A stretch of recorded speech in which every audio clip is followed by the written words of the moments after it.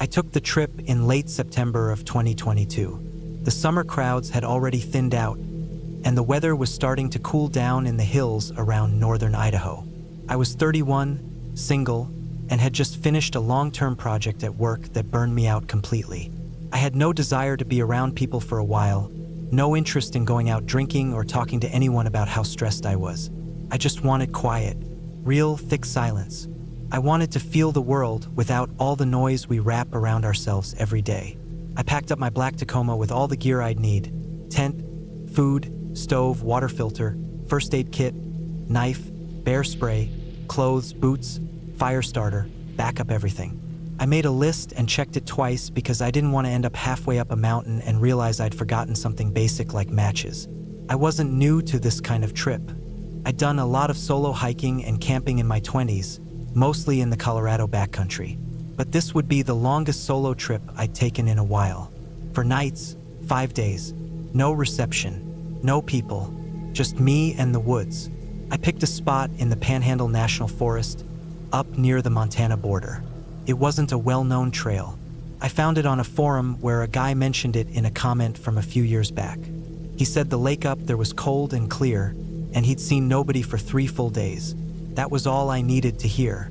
I parked on a dirt turnoff about 30 miles east of Sandpoint, checked the lock on my truck, and slung my pack over my shoulders. It was heavier than I remembered from past trips, but I figured I'd adjust after the first mile or two. The first few hours of hiking were smooth, steep at times, but manageable. The trail twisted through dense pine, with patches of birch that rattled their dry leaves when the wind picked up. There was that sharp, clean smell of pine needles and cold dirt, and every now and then I'd catch sight of deer trails or scat. I saw a pile of moose droppings that looked fresh, but I didn't spot any actual animals. I made it to the lake by late afternoon. It sat low in a shallow bowl of rock, half-ringed by steep cliffs and thick forest.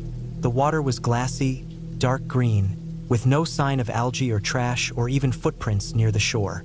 I set up my tent on a flat stretch about 30 yards from the lake, near a small outcrop that could break some of the wind.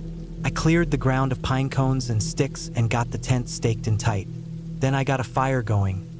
Not a big one, just enough to cook and keep warm when the sun dipped. That first night was peaceful. The temperature dropped fast after sunset, and the sky went from orange to deep blue and then black. I watched the stars come out, ate freeze-dried beef stew from a metal pot, and sat by the fire until I couldn't keep my eyes open. I crawled into the tent, zipped up the sleeping bag, and fell asleep to the sound of wind moving through the trees. The next day I spent exploring. I followed a game trail that led up the ridge to the north, climbing until I could see the whole lake from above. It looked even more remote from up there. No tire tracks, no old campsites, no litter, just wilderness. I took a few pictures with my phone, even though I knew I wouldn't be able to send them until I got back. I came back down by early evening and filtered some water from the lake to refill my bottles. The water was cold enough to sting my fingers. That night, something felt off. Not wrong, not dangerous, just off. It started when I was eating. I just finished a packet of chili mac when I heard something move in the trees behind me. Not the wind, not a squirrel.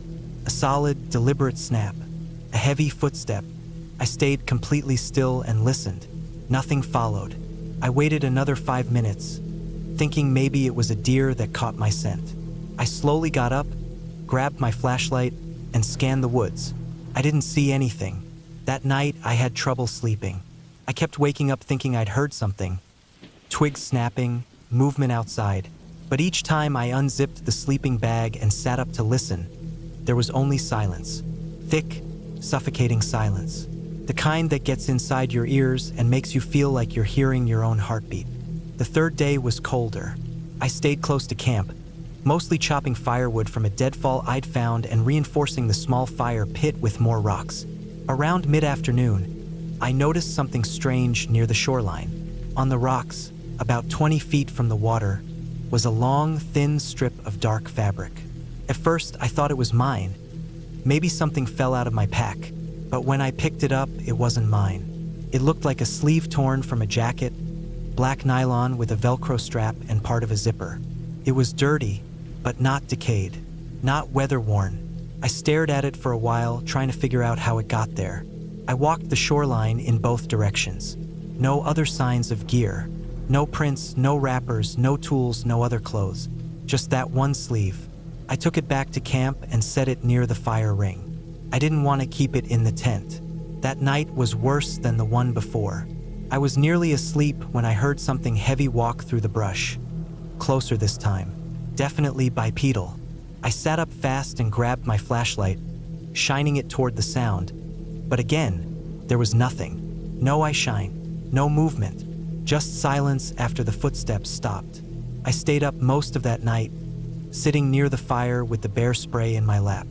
Every 10 minutes I scanned the woods, shining the light into the trees, checking behind the rocks. I kept the fire going until sunrise. The next morning I made the decision to pack up. I didn't feel right staying another night. I didn't feel scared exactly, just on edge, like something wasn't adding up. I packed quickly and hiked out with more urgency than I had on the way in. I made it back to the truck in the early afternoon, locked the doors behind me, and drove out fast. I didn't tell anyone about the sleeve or the noises, or the way I couldn't shake the feeling that someone, or something, had been watching me for at least 2 nights. I told myself it could have been a hunter, poacher, someone who didn't want to be seen. But there had been no tire tracks near the trailhead, no other camps, no scent of smoke, nothing. A week after I got home, I kept thinking about it. I couldn't shake the image of that jacket sleeve lying on the rocks. I ended up calling the local ranger station. I told them where I'd camped and what I found, and I asked if anyone else had gone missing up there. The guy on the phone paused a second too long before saying no, nothing recent. He thanked me for the report and said they'd send someone to check it out. A few weeks later, I got curious and searched for missing persons cases in northern Idaho. I didn't expect to find anything, but one result made my stomach flip. A hiker named Derek Callahan had gone missing in September 2021, almost exactly a year before I went. His truck had been found parked near a small trailhead east of Sandpoint. He told his brother he was heading to a remote lake in the forest and planned to be out for 3 nights. They never found him. They searched the area for weeks, but no trace turned up. No gear, no camp, no body. The picture they used in the article showed Derek wearing a black nylon jacket. The same kind of jacket the sleeve had come from. I sat there staring at that photo, the hair on my arms standing up. I couldn't breathe for a few seconds. I felt cold. It wasn't just nerves. It was a deep, twisting fear that settled right in my chest. That place, those woods, that lake was where he disappeared, and I had camped in the same exact spot. I must have been only a few yards from where he'd set up. Maybe I was right on top of where he'd vanished. I didn't call the ranger station again. I didn't tell anyone else what I found. I didn't want to deal with the follow-up, the questions, the possibility that I'd brushed right up against something I shouldn't have. I haven't gone camping since. I still go on hikes, but only during the day and only on marked trails with cell reception. No more solo trips. No more remote spots. I gave away most of my gear a few months after I got back. Not because I was scared I'd see something again, but because I knew that if I ever heard those footsteps again out in the trees, I might not get the chance to leave next time. Whatever happened to Derek, it happened quietly, without a scream, without a sign. Just one man alone in the woods who never came back. I was lucky. I know that now, and I'm not interested in pushing my luck a second time.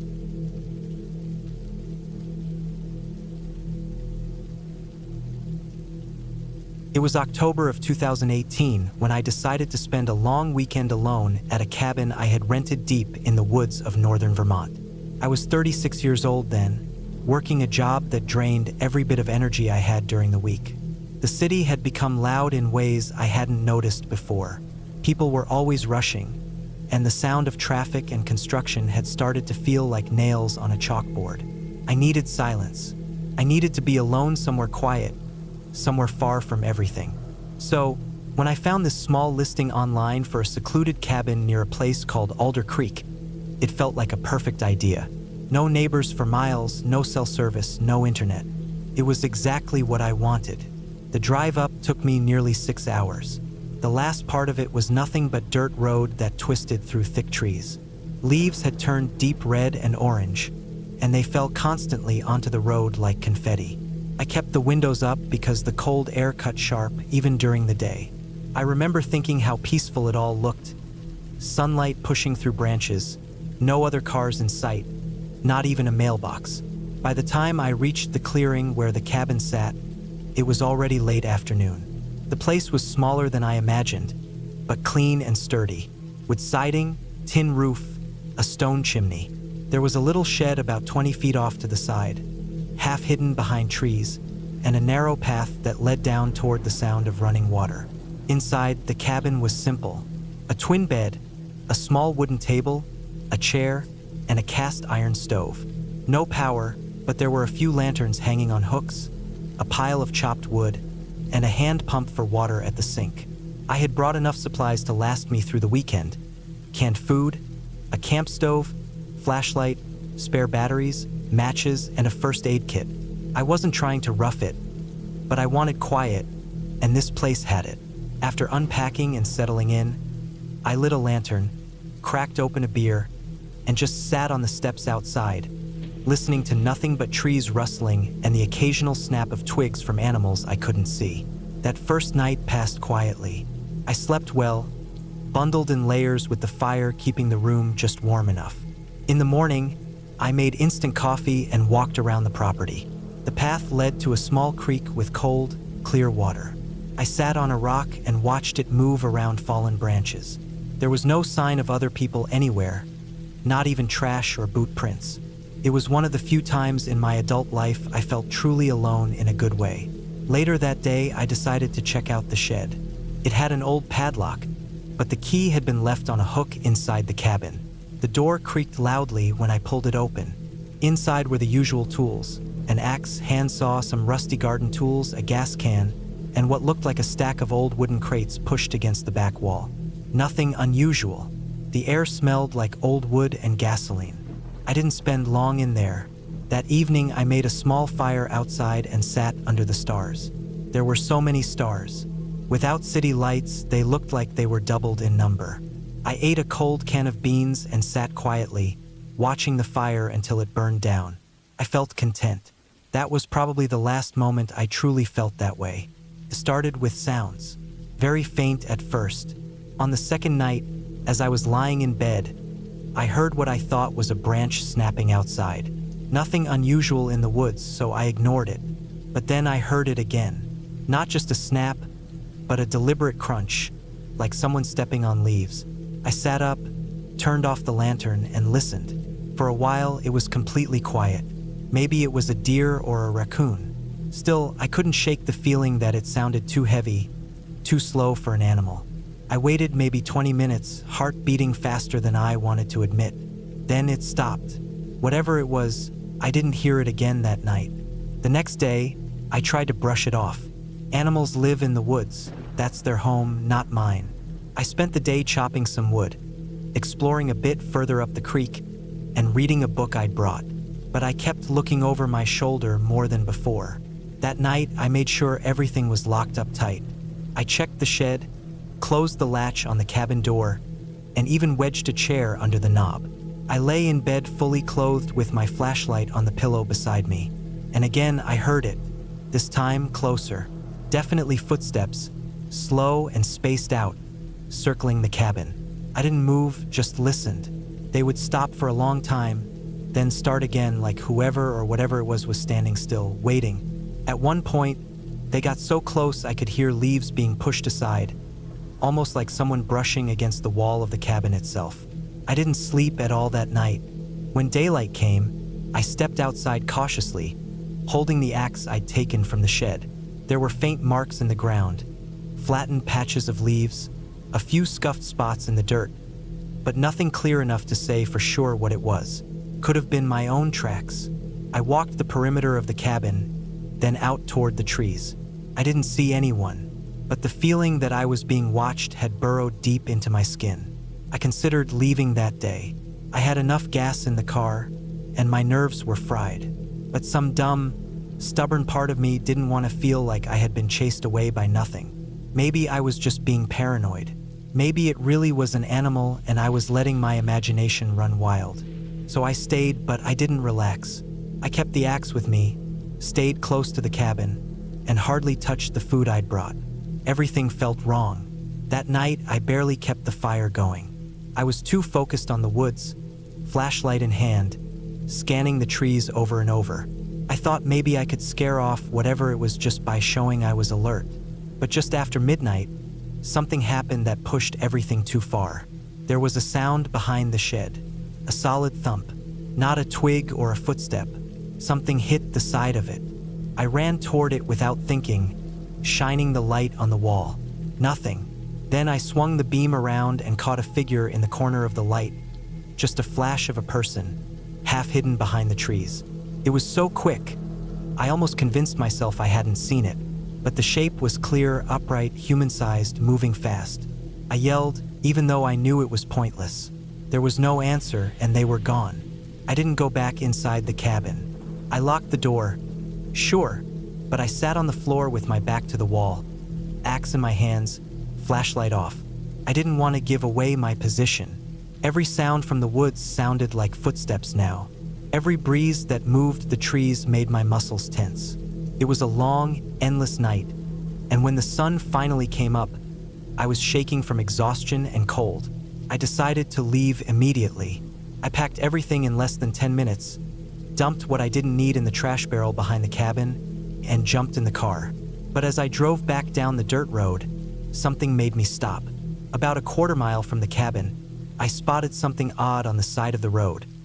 A piece of red fabric, torn and tangled in a branch. I got out, heart pounding, and found that it was part of a flannel shirt, just hanging there, like someone brushed past it in a hurry. Not mine. I looked around, but there was no one. I got back in the car and didn't stop until I hit the main road hours later. Back in the city, everything felt loud again, but now it was a kind of comfort. I was surrounded by people, by noise, by light. I kept thinking about what I'd seen, the footsteps, the figure, the shirt. I hadn't imagined all of it. Someone had been out there, maybe watching me, maybe waiting for me to fall asleep, maybe just messing with me, but it was real. I filed a report with the local sheriff's office once I got home. I didn't expect them to find anything, and I doubt they even went up there. I never heard back. I haven't gone back to the woods since. I still take trips now and then, but never alone and never without cell service. I got rid of the axe too. I don't like the way it made me feel, sitting there with it in the dark, listening for someone who never came inside. What scares me most isn't what happened, though. It's what didn't. It's that whoever was out there never tried to break in, never spoke, never showed themselves fully. They didn't have to. They just let me know they were there. That was enough. That's what still keeps me up sometimes. Thinking about those woods, that shed, those footsteps, is how easily someone can become a part of your weekend without ever needing to say a word.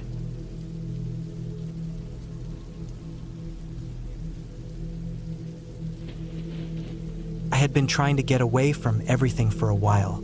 Work, city noise, phone calls, people. Everything just felt heavy.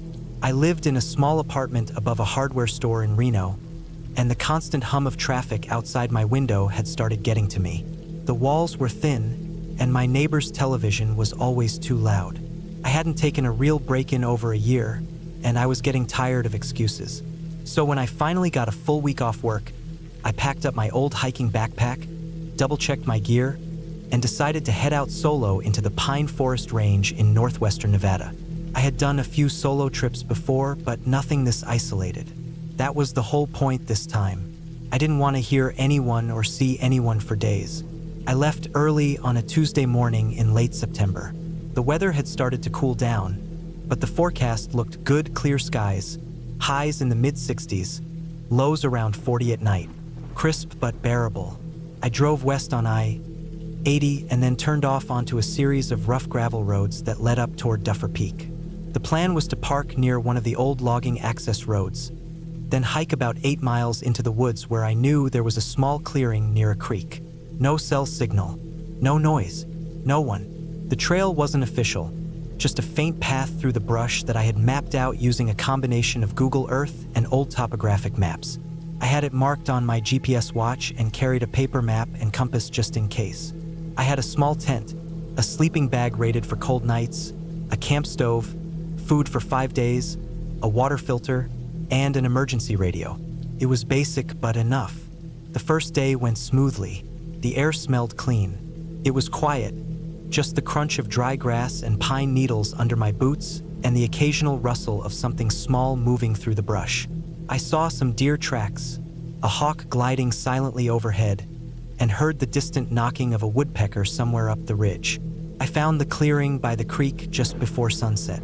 It was perfect. Flat ground, no signs of people, and a slow-moving stream about 20 yards away with cold, clear water. I pitched my tent under a group of tall pines and cooked some rice and beans on my camp stove as the sky turned a deep orange. That first night was peaceful. The stars came out, and I sat for a long time by the small fire I'd made, just listening to the water and the wind in the trees.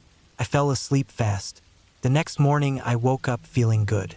I made some instant coffee, ate a granola bar, and set out to explore a bit. I followed the creek upstream for about an hour, checking out the terrain and making mental notes in case I wanted to hike farther the next day.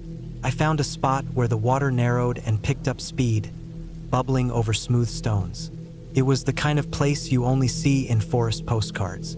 On the way back to camp, I saw some fresh animal tracks, likely coyote or bobcat. I wasn't worried. I'd spent enough time outdoors to know they stayed away from people. Back at camp, I spent the afternoon reading, stretching out in the sun, boiling more water. It felt good to be that disconnected. No texts, no emails, no news, no people. Just the sound of the wind. But that night, something changed. Around 1 a.m, I woke up suddenly. I didn't know why at first. The forest was silent. My tent was zipped. I was warm, but something had pulled me out of sleep. I sat up and listened. It was completely still outside. Too still. No wind, no crickets, no rustling. It felt unnatural. I sat in the dark for maybe 5 minutes, waiting for something, anything, to break the silence. Then I heard it.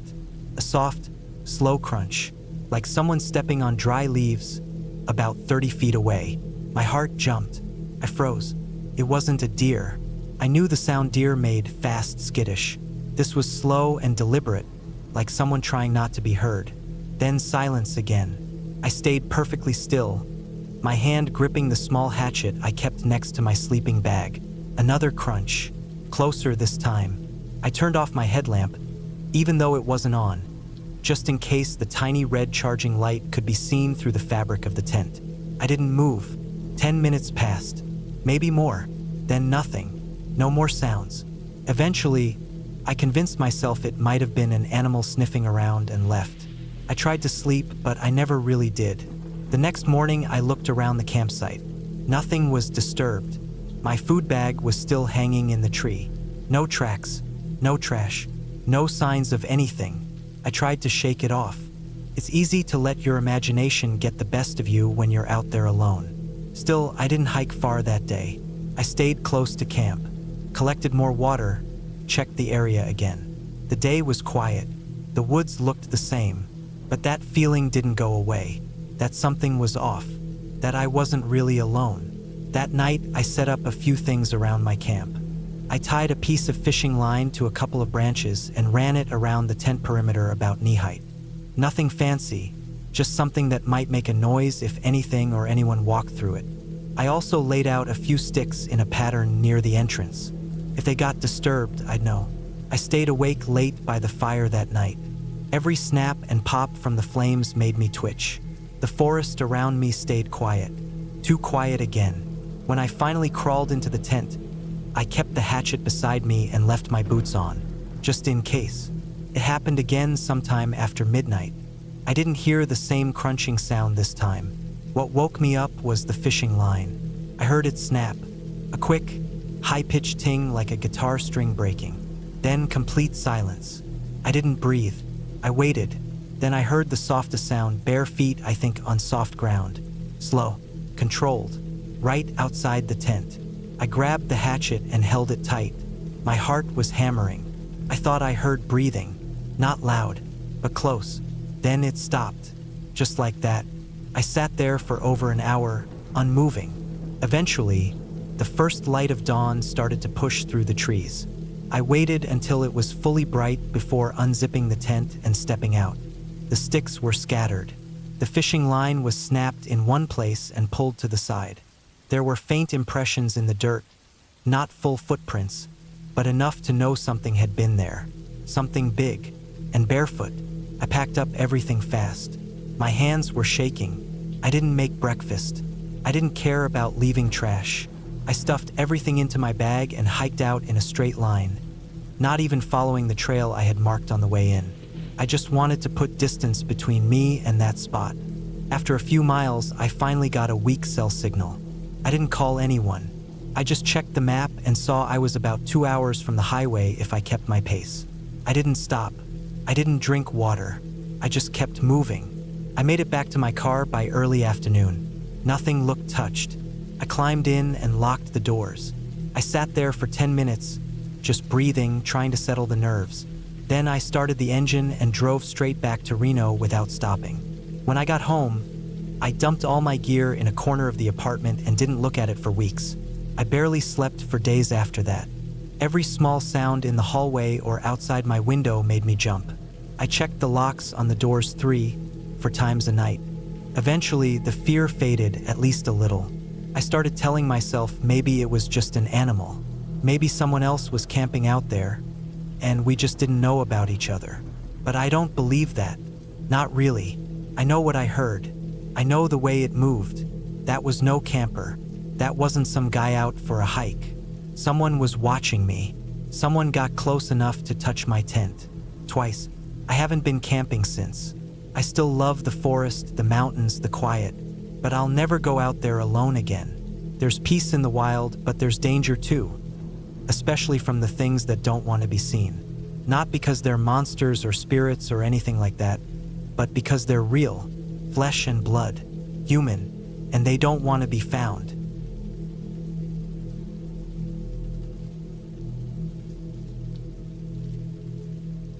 I had been meaning to get away from everything for a while. Work was getting to me, and my phone never stopped buzzing. The pressure, the constant updates, and the crowded apartment made it hard to think straight. I decided to take a break and head out into the woods for a solo camping trip. It wasn't anything fancy, just 3 days away from the noise, alone with nature. I figured I'd go somewhere not too far from home, but far enough that I wouldn't see another soul for a while. I picked a spot I found online, a lightly used trail in northern Idaho that led to a small clearing near a lake. It looked quiet, remote, and not too popular, which was exactly what I wanted. I packed everything I thought I'd need: tent, sleeping bag, portable stove, water purifier, first aid kit, a good knife, plenty of food, and a weatherproof backpack. I made sure my GPS and compass were working and printed out the trail map in case the electronics failed. I left a message with my brother telling him where I'd be and when I planned to be back. He didn't respond right away, but I wasn't worried. He'd check eventually, and I wasn't going that deep into the wild. The drive took about 5 hours. I reached the trailhead around noon, parked my car, and locked everything inside. There were no other cars in the lot, which was a good sign. The weather was clear, and I could smell pine even from the gravel road. I loaded my pack and started walking. The trail started off wide and smooth, then narrowed after a few miles, weaving through tall pines and thick underbrush. Every step seemed to take me further away from civilization, which felt like exactly what I needed. After about 4 hours of hiking, I reached the spot. The clearing wasn't very big, maybe 50 feet across, but it was flat and soft with pine needles. The lake was about 30 yards away through a screen of trees. It was calm and completely still, like glass. I didn't see any signs of people. No beer cans, no fire rings, no boot prints. Just silence and trees. I set up my tent near the edge of the clearing where the ground was the most level. I unpacked my gear, set up my little cooking station on a flat rock, and filtered some water from the lake. The sun started dipping below the trees while I boiled some rice and vegetables. When it got dark, I climbed into my sleeping bag and fell asleep faster than I expected. The first night was peaceful. I woke up only once to pee, and everything around me was dead quiet. The moonlight made the forest glow slightly, just enough that I could see shapes through the mesh of my tent. I didn't feel scared, just very alone. It was the kind of quiet that felt thick like a blanket over everything. The second day, I explored the area more. I followed the lake's edge for a while, took some photos, and tried to fish with a little travel rod I'd brought. But I didn't catch anything. Still, it felt good just to be away from everything. I climbed a small hill on the far side of the lake and found a fallen tree to sit on. From there, I could see out over the water and into the thick forest beyond. I stayed there for a couple of hours just listening to the wind in the trees and watching the water ripple. The feeling of being completely alone was refreshing. That afternoon, I started noticing something a little strange. When I got back to my tent, I saw a set of small scratches in the bark of a tree near the clearing. They looked fresh. They weren't deep, but they were long and slightly curved. My first thought was a bear or a cougar, but they were too low to the ground, and the pattern didn't match claws. Maybe a raccoon or something. I wasn't sure. I didn't think too much of it at the time. That night, I stayed up a bit later.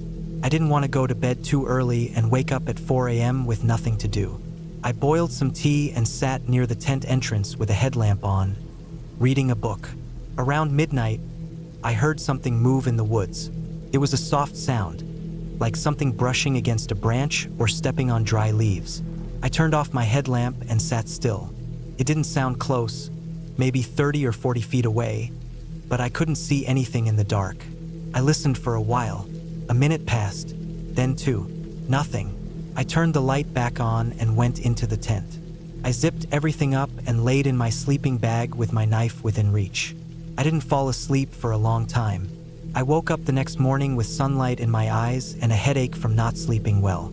The first thing I did was walk the perimeter of the clearing, looking for prints or broken branches, but I didn't see anything obvious. Whatever had moved around the night before either left no tracks or hadn't come close. Still, the feeling had shifted. I no longer felt relaxed. I felt watched. I decided I'd stay just one more night and then hike out in the morning. It wasn't that I was scared. At least that's what I told myself. But something in the air didn't feel right. I spent most of the day keeping busy, filtering water, double-checking my gear, and preparing my pack for a quick exit the next day. Around noon, I walked the trail for about a mile just to stretch my legs and shake the nerves. That's when I found something that made my stomach twist. It was a piece of fabric, a dark gray fleece scrap, tangled in some branches on the side of the trail. It looked like it had been torn, not cut. I picked it up. It wasn't old, there was no mold or rot, just dirt and some snags. I looked around but didn't see any other trash or signs of people. No footprints, no gear, no wrappers, just that one torn piece. I left it where I found it and walked back a little faster than I'd come. When I got back to my camp, I started noticing more things. Small things. A tiny pile of stones near a tree that I didn't remember seeing before. A long stick leaning against a branch like someone had propped it up. My pack, which I had left zipped, had the top pocket open. I checked it, but nothing was missing. I started thinking maybe I hadn't closed it all the way. Maybe the wind knocked it around. Maybe I was just being paranoid. I forced myself to eat something and stay calm. As the sun went down, I kept a small fire going. I wasn't planning to sleep. I sat by the fire with my back against a tree so nothing could come up behind me. I kept my headlamp off and just watched the forest. The fire crackled. The trees barely moved. Around midnight, I heard it again, movement. But this time it was closer, just past the trees. A soft crunch of leaves, then silence. Then another step. I held my breath. I couldn't see anything. I picked up my knife and stayed completely still. The fire gave off only a faint glow now. I couldn't even tell which direction the sounds were coming from. Then it stopped again. I waited. 10 minutes. 15. Nothing. I doused the fire with dirt and water and slipped into the tent, leaving the rainfly off so I could see through the mesh. I didn't sleep. I stared at the woods, scanning for any movement. Every little noise. An owl, the wind, a falling pine cone. made me flinch. At some point, maybe around 3 or 4 in the morning, I started hearing breathing. Not loud, not labored, just slow and steady breathing coming from behind the tent. I froze. It didn't move. It didn't speak. It just breathed. I waited, barely breathing myself. After what felt like forever, the sound stopped. I stayed like that until the first light started breaking through the trees. As soon as it was light enough to see clearly, I packed everything in a rush. I didn't eat, didn't boil water, didn't care. I threw everything into the pack, stomped out the fire pit, and started walking fast down the trail. I didn't run. I didn't want to make noise, but I didn't stop either. Every sound in the forest felt like a threat. I kept turning around, looking over my shoulder, scanning the woods. The hike back took 3 hours. My legs were aching and my back felt like it was about to snap from the overloaded pack. But I didn't stop. When I finally saw my car at the trailhead, I almost cried. I threw the pack in the back seat, locked the doors, and sat there shaking for a minute before starting the engine. I didn't stop until I was halfway home. I pulled into a gas station, went to the bathroom, looked at myself in the mirror, and barely recognized my own face. My eyes were bloodshot, my cheeks sunken, and I looked like I'd been in a fight. When I got home, I unpacked everything and checked my gear. That's when I noticed something that still makes my skin crawl. My knife, the one I'd kept beside me every night, had a small smear of something near the tip. It wasn't rust. It looked like blood, just a tiny bit. I hadn't used it, hadn't cut anything since the first night. I checked my sleeping bag, my tent, everything. No rips, no cuts on me. I still don't know how it got there. I never reported anything. I didn't have proof of anything illegal, and I didn't want to sound crazy. But I haven't gone camping since. I still think about that third night, about the breathing, about the scratches on the trees, about the open zipper. I don't know if someone was out there watching me or just passing through, but I know I wasn't alone. Something was out there, something that didn't want to be seen, and that was enough to make sure I never went back.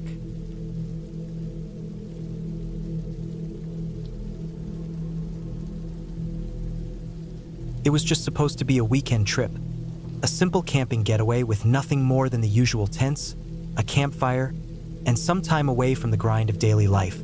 But looking back, I can't help but think that maybe it was the way I ignored that small, uneasy feeling that things might go wrong. The plan was simple enough. I'd drive out to the nearby state park with a friend of mine, Matt, and set up camp near a remote lake. We'd been there before, a few times actually, and each time it had been peaceful, quiet, and uneventful. We'd fish, hike, cook on the fire, and just relax. No big deal. But there was something different this time. Maybe it was the weather, clouds rolling in faster than usual. Maybe it was the strange feeling in the pit of my stomach that I couldn't shake. Matt and I had planned for this trip over the course of a few weeks, and I should have noticed how easily he'd dismissed any concerns I raised. He'd been the one who suggested the spot by the lake, and I should have remembered how he talked about how untouched and isolated it was. Maybe if I had known what to look for, I wouldn't have felt the way I did. But it was too late by then. I had already agreed to the trip, and so there we were. We arrived at the campsite in the early afternoon, the kind of warm weather that made you sweat just by moving too quickly. The dirt roads were a bit rougher than I remembered, and the trees were more crowded than usual, as if they had grown taller over the past year. The sound of birds was almost too quiet, almost absent, but I brushed it off. Matt was already unloading the car, his usual energetic self, not giving a second thought to anything that might seem off. The campsite was remote. We'd been here before, but it felt a little different this time. There was an odd stillness in the air, like the woods were holding their breath. The lake, which usually had a calming effect, looked almost lifeless. The water was unusually still, and the surface had an odd, almost oily sheen to it. I can't really explain it, but it didn't sit right with me. After setting up the tent and getting the fire going, we decided to take a quick walk around the lake. The woods around the camp were thick with trees, but the ground was soft, almost marshy in places. I couldn't help but feel like I was being watched, but when I looked around, all I could see were trees and shadows. Matt didn't seem to notice anything odd, as usual, and kept talking about his plans for the weekend. He was focused on the hike, excited about it, and didn't seem to mind the strange silence of the woods.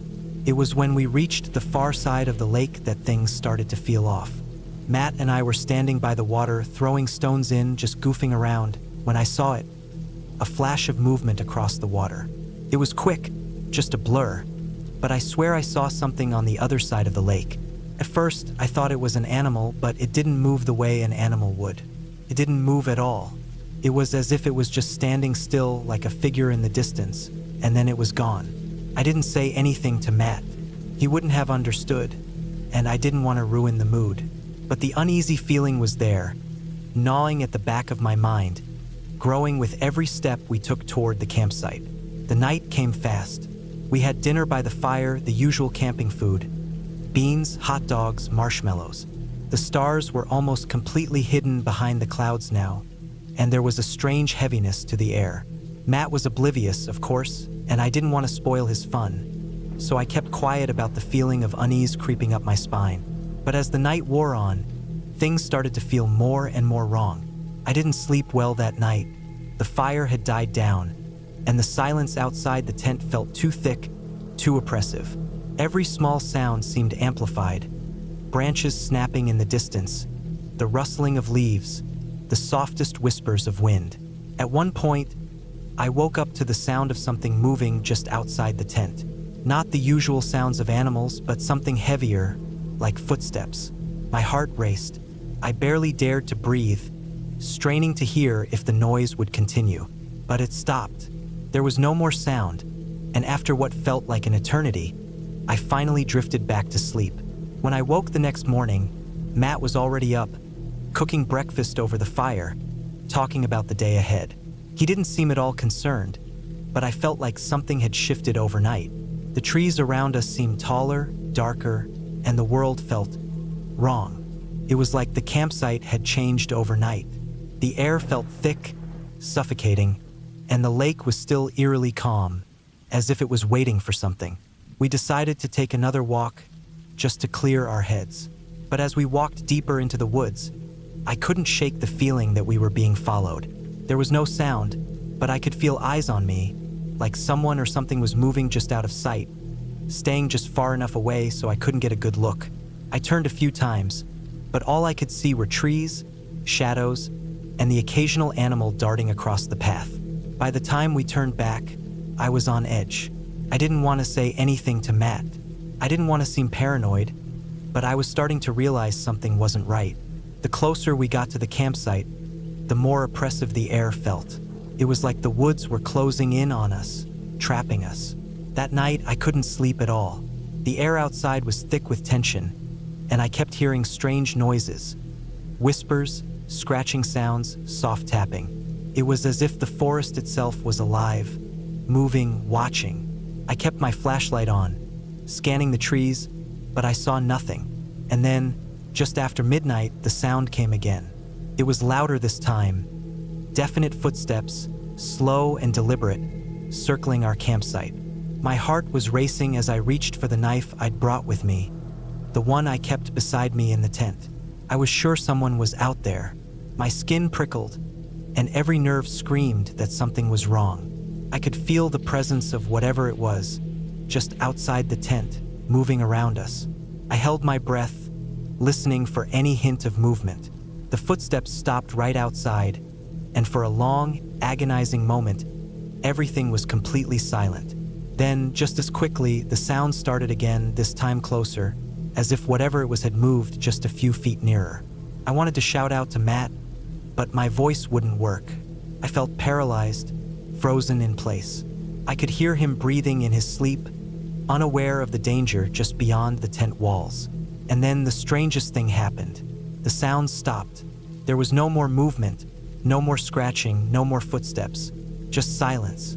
Deep, oppressive silence. I waited for what felt like hours before finally daring to peek outside. There was nothing, just the same empty, quiet woods. But that didn't make me feel better. It only made the fear grow. It was too quiet now, like the forest was holding its breath, waiting for something. The next morning, Matt was still oblivious, as if nothing had happened. I couldn't take it anymore. I told him we needed to pack up and leave. We hadn't planned on leaving early, but something in me was screaming that we needed to go, and we needed to go now. As we packed up, I noticed something strange. The ground around our tent was covered in fresh footprints. They weren't animal tracks, they were human. Large, heavy footprints, as if someone had been walking around us all night. And they were fresh. The dirt was soft, and the impressions were deep. Matt didn't believe me when I showed him, but I could see the hesitation in his eyes. I could see that he was starting to feel it too. We packed the car as quickly as we could, and with one last look at the campsite, we left. The drive home was quiet. We didn't talk much. I kept glancing at the rearview mirror, half expecting to see someone following us. But there was nothing. The woods were behind us now, but the feeling remained. When we got back to town, everything felt normal again, but I couldn't shake the memory of those footprints. And I couldn't shake the feeling that we had been watched the entire time. Whatever had been out there, whatever had been circling our campsite, had been real. We never went back to that spot, never even considered it. It was a place that left a mark on me, a place where something I can't explain made its presence known. And even though I know we got away, part of me will always wonder what was really out there in those woods, waiting.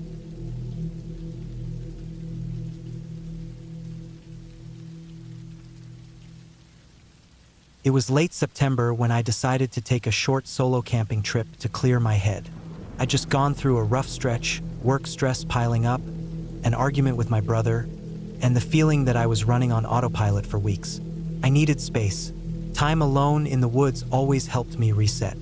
I didn't want to go anywhere too remote, just far enough to feel disconnected from everyday life. I picked a state forest in northern Pennsylvania, a place I hadn't been before but had read about online.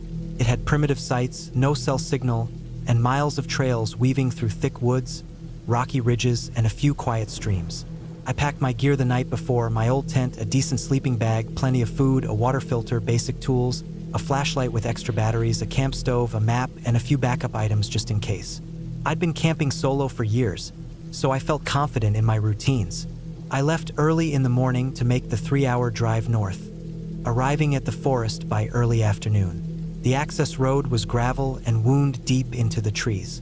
I passed maybe one other vehicle before I reached the parking area at the trailhead. I signed in at the small wooden station, hoisted my pack, and started hiking in.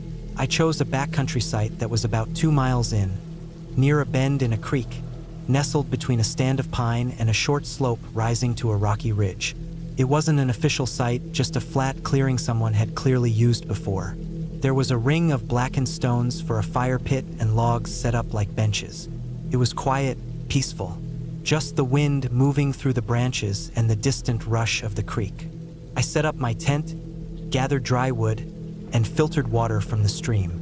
The rest of the afternoon I spent walking around the area, noting landmarks, deadfall clusters, mossy boulders, a thin deer trail nearby, so I could find my way back easily. I had no cell service, which I expected, but it still felt strange being that cut off. Even so, I liked it.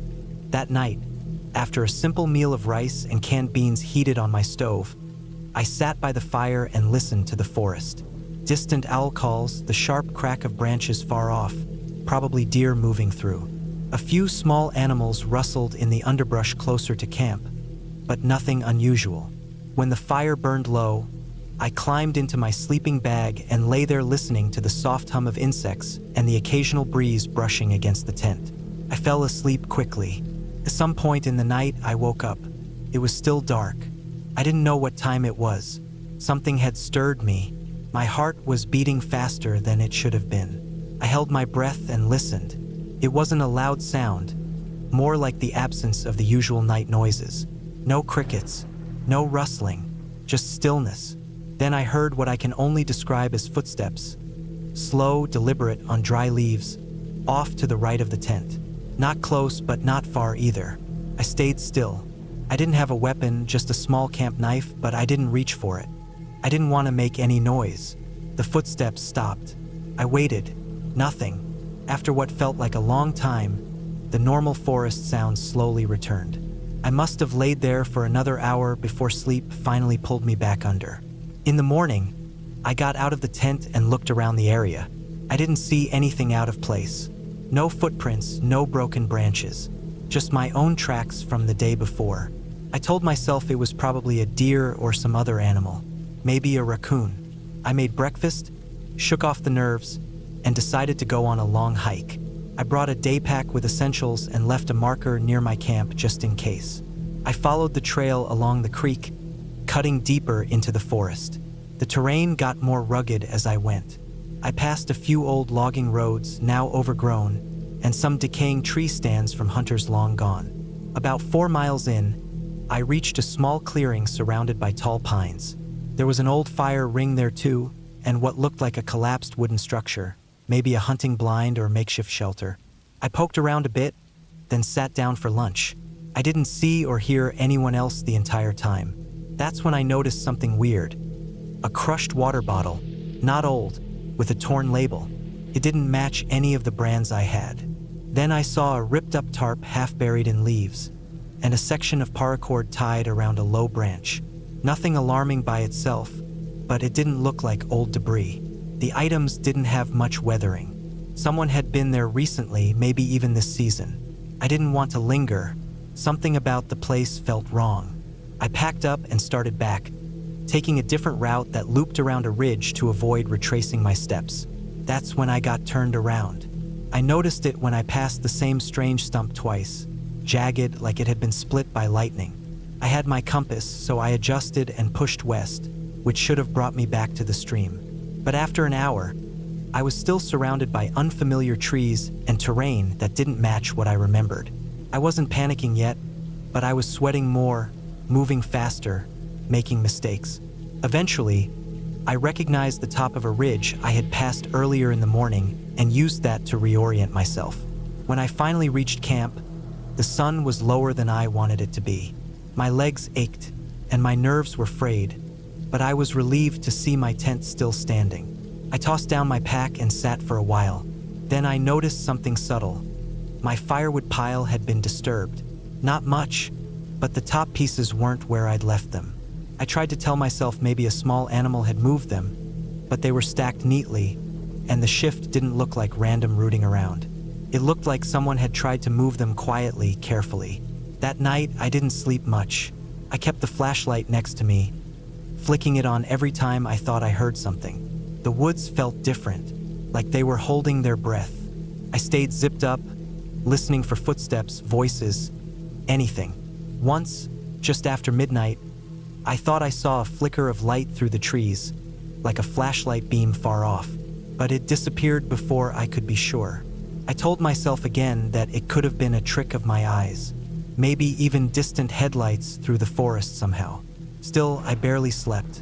The next morning, I packed everything quickly. I wanted out. The place didn't feel right anymore. I was breaking down the tent when I found something that made my stomach drop. Just under the edge of the rainfly, half buried in the dirt, was a cigarette butt. I don't smoke. I hadn't seen any sign of other campers nearby. It hadn't been there when I set up. I stared at it for a long time, then picked it up with a stick. The filter was slightly bent, dirt smudged on the paper, but otherwise fresh. No mold, no moisture. I finished packing and hiked out, moving fast. I kept checking behind me. Every snapping twig or bird call made me flinch. I didn't relax until I reached the parking area and saw my car sitting there, untouched. The only other vehicle was gone. I didn't wait around. I loaded up and drove out, gravel spitting behind my tires. I didn't tell anyone about it when I got home. It felt too strange, too uncertain. There wasn't a clear event, nothing dramatic, but I knew what I'd felt. I'd camped alone in dozens of places before. I knew the difference between regular forest sounds and something that wasn't normal. I kept replaying the night footsteps, the disturbed firewood, the cigarette. I even looked up reports from that area, missing hikers, strange encounters, anything. I found nothing solid. A couple of posts online about people feeling uneasy in that part of the forest, but no real incidents. Weeks passed. I tried to let it go. But one evening, I was organizing my gear in the garage, and I unrolled my tent to air it out. As I did, something small fell out of one of the folds. It was a scrap of lined paper, torn unevenly, with 2 words scrawled on it in blocky handwriting, "Nice spot." That's when it all clicked into place for me. Someone had been near my camp. They'd watched me, moved around when I was gone, got close enough to plant something in my tent. The idea of someone being that close without me knowing made my skin crawl. They didn't take anything. They didn't hurt me, but they wanted me to know they'd been there, that they'd chosen not to, and they wanted me to think about that. I threw the paper in the fire pit behind my house and watched it burn until there was nothing left but ash. That was the last solo trip I took. I still go camping sometimes, but only with friends now, and never that deep in the woods. I don't care if I sound paranoid. I've seen how easy it is for someone to slip through the trees, unnoticed, watching, and I don't ever want to feel that again.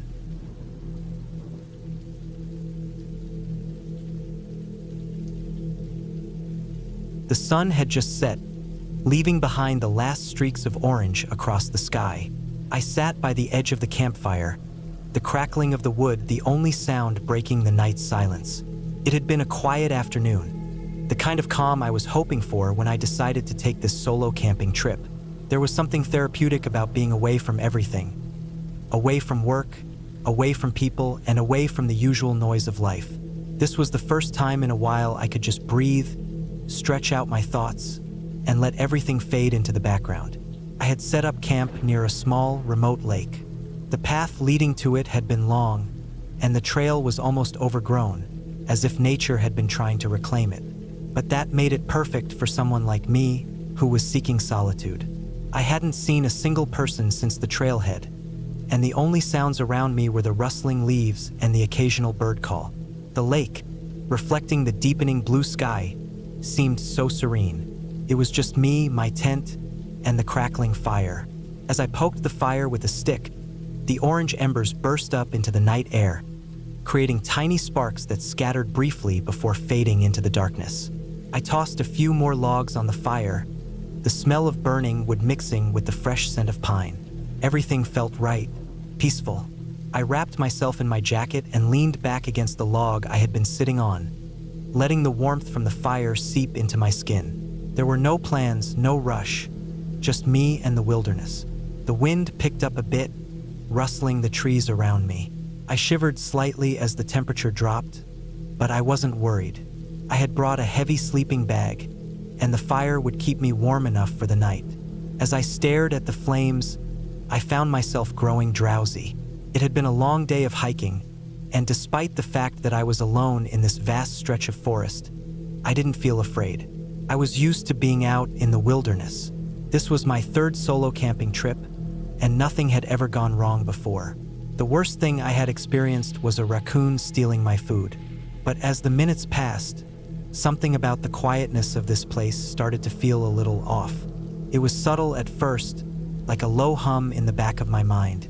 There were no more animal sounds, no distant calls from birds or the occasional rustle of small creatures in the underbrush. It was as though the world around me had held its breath, waiting for something. I shook my head, dismissing the thought. It was just my mind playing tricks on me. The solitude was starting to get to me, that was all. I had a habit of overthinking when I was alone too long. But then, as I stared at the fire, I heard something that made my blood run cold. A twig snapped, somewhere just beyond the light of my campfire. My heart skipped a beat. I sat up straight, my eyes scanning the darkness around me. The wind had stopped completely, and everything was still. Too still. It was probably just an animal. There were plenty of small creatures in the woods, and the forest was full of life, even if I couldn't see it. Still, the snap of the twig had been too loud, too distinct. I tried to push the thought from my mind and focus on the fire, but my ears strained for any other sounds. Nothing came, just the steady, rhythmic crackling of the fire. Minutes passed. The fire continued to burn, and the woods stayed quiet. I took a deep breath, trying to convince myself it was nothing. Maybe a deer or a raccoon had wandered too close. I'd heard strange sounds like that before on camping trips, and they were always easily explained away. But then I heard it again, a faint rustling, followed by another sharp snap of a twig. This time it was closer, much closer. I froze, my blood running cold. My mind raced, running through possibilities. I knew there were bears in these woods, but they weren't usually this close to camp. I had hung my food in a tree, well away from the tent, just in case. Still, the idea of a bear wandering nearby made my skin crawl. The sound came again, and this time it was unmistakable. A soft shuffle, like footsteps. Someone, or something, was moving through the forest near my camp. I could feel the hair on the back of my neck stand up as my heart pounded in my chest. Whoever or whatever was out there, I wasn't alone. I grabbed my flashlight, my hands shaking as I clicked it on. The beam of light cut through the dark, revealing the forest around me, but nothing stood out. The trees, the underbrush, everything seemed normal. I could hear the faint sound of my own breathing as I scanned the area. But there was no one there, no animal, no figure, just the dark, silent trees. I slowly stood up, keeping my eyes fixed on the shadows just beyond the light. My body felt tense, my muscles tight as I clutched the flashlight in one hand, a heavy stick in the other. I wasn't sure what I was expecting to find, but I wasn't taking any chances. Whatever had been out there, I wasn't going to be caught off guard. Minutes ticked by, and I stood motionless by the fire, the light of the flames flickering across the trees. My mind was racing, trying to make sense of what I'd heard. Maybe it was just a deer. Maybe it was just the wind again, playing tricks on me. I wasn't sure. But then, I heard the footsteps again. This time, they were clearer, closer. Whoever or whatever was out there was moving toward me. The sound was deliberate, too precise to be an animal. I could hear it moving through the brush, the faint rustle of leaves and the soft snap of twigs underfoot. I spun around, my flashlight casting erratic beams across the forest, but I saw nothing. There was nothing there, nothing I could point to. My heart pounded in my chest as panic began to settle in. I tried to steady my breath, telling myself it was nothing, that it was just the wind or some other natural explanation. But something deep inside me told me that wasn't the case. The footsteps stopped. For a moment, there was nothing, just the eerie silence of the night. My breath came out in shallow gasps as I stood frozen, unsure of what to do next. I kept the light trained on the trees, my eyes scanning the shadows. I had no idea who or what was out there, but I knew I couldn't stay where I was. The unease that had been creeping up on me all night was now a heavy weight in my stomach. It wasn't just a bear. It wasn't just an animal. This felt different. I took a slow step back toward my tent, my eyes never leaving the darkness beyond the fire. Every rustle, every shift in the wind made me jump. I wasn't sure if I was imagining things, but the feeling of being watched, of being hunted, was suffocating. I wasn't alone out here. That much was clear. Then, out of the corner of my eye, I saw something. A shadow moving between the trees, just beyond the range of my flashlight. My breath caught in my throat. The shadow was tall, slender, and moving with purpose. It wasn't just a trick of the light. It was real. I couldn't make out any details, just the outline of a figure slipping between the trees. My heart hammered in my chest as I quickly ducked down behind a large boulder near the fire. I had no idea what it was, but it was too big, too deliberate to be some random animal. The silence stretched on, but the feeling of being watched didn't leave. It grew stronger, more oppressive. Whoever or whatever it was still out there, just out of sight, waiting. I tried to calm myself, to think. Should I leave? Should I pack up and hike back to the trailhead, where I might be able to find help? The thought of running in the dark, of stumbling through the woods, made my stomach churn. But staying wasn't an option either. I didn't know what I was dealing with, but I wasn't going to wait around to find out. I grabbed my things, my backpack, my sleeping bag, and shoved them into the tent. I didn't bother folding anything properly. I just needed to move. But as I hurriedly packed up, the footsteps returned.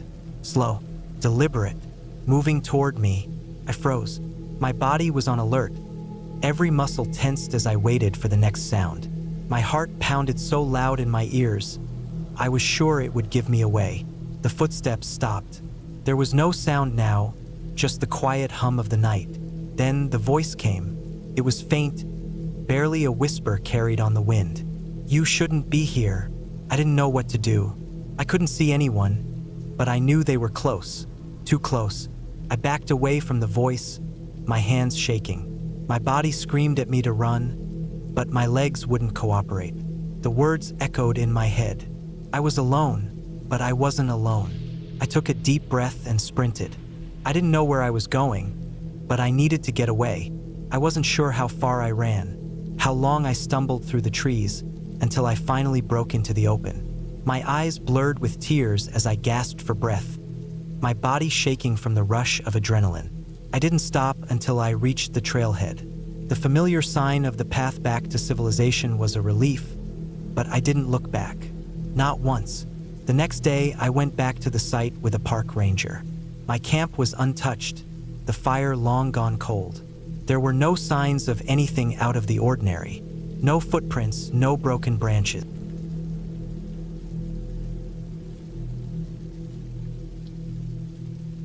It was the last week of September when I took time off from work and decided to go on a solo camping trip in the northern woods of Michigan. I had been stressed out for months, just working long days at the warehouse, dealing with people, traffic, noise, everything piling up on me. I didn't want to go somewhere touristy or flashy. I wanted to go somewhere quiet and isolated, where I could hear myself breathe, maybe fish a little, sit by the fire, and just reset my brain. I picked a spot I found online, a remote lake near the Upper Peninsula, barely marked on any map, surrounded by thick forest and only accessible by an old logging trail. The few reviews I found talked about how peaceful it was and how you were unlikely to see anyone else for days. That was exactly what I wanted. I packed my gear the night before: tent, sleeping bag, food for 4 days, fishing rod, a cooler, fire starter, a few knives, a small hatchet, 2 flashlights, extra batteries, and my old .22 rifle. I never really expected to use it, but I always brought it just in case I ran into a bear or something. The weather was supposed to be clear, maybe a little chilly at night, but nothing too harsh. I left early that morning, got coffee at a gas station on the way, and drove 5 hours north. The further I got, the fewer cars I saw. Eventually, I turned onto a dirt road, and after about 30 minutes of slow, bumpy driving, I reached the trailhead. The parking area was just a flat patch of dirt with enough space for maybe 2 cars. There weren't any other vehicles there. I parked, double-checked my pack, locked the truck, and started hiking. The trail was overgrown in places and barely visible in others. It wound through thick woods for about 3 miles until I reached the lake. It was just as beautiful as I'd imagined. The water was still and black, surrounded by tall pines and birch trees. No signs of people, no sound but the breeze and birds. I set up my tent near the edge of the lake, where the ground was flat and covered in pine needles.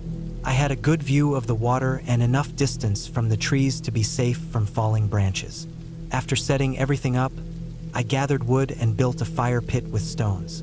I cooked some sausages over the flames and ate as the sun dipped behind the trees, turning the lake orange. That night, I slept harder than I had in months. Just the sound of leaves and crickets outside, the cold air pressing against the sides of the tent, and nothing else. The next 2 days were the same kind of peaceful. I spent my time walking around the lake, fishing, reading, and just sitting still. I didn't bring my phone except for emergencies, and I left it off most of the time. I saw deer once, drinking at the far side of the lake, and watched a bald eagle skim across the water. It was the kind of silence that makes you realize how noisy your life usually is. On the 3rd night, something felt a little off. I had gone to sleep like usual, after eating and tending the fire until it burned down to coals. I remember waking up in the middle of the night, not suddenly, just kind of slowly becoming aware that I was awake. There wasn't any sound, not even the usual rustling or insects. I thought maybe I'd just been dreaming, but I had that odd feeling you get when your instincts are trying to tell you something. I stayed still for a long time, listening. I didn't hear anything, but I couldn't shake the feeling that I was being watched. I finally unzipped the tent quietly and stuck my head out. The moon was bright enough to see the outline of the trees, and the lake was smooth like glass. I waited, staring at the woods, trying to pick out any movement, but everything looked still. I figured it was just my imagination and went back inside, but I left my boots near the zipper in case I needed to get out quickly. Took me a while to fall back asleep. The next morning, I stepped outside and immediately noticed something strange. There were small marks in the dirt near the fire pit. At first, I thought they might be animal tracks, maybe raccoons or something, but they didn't look quite right. They were shallow, narrow, and came in from the woods. They stopped about 10 feet from the tent and then went back the way they came. I crouched down and studied them for a while, trying to figure out what made them.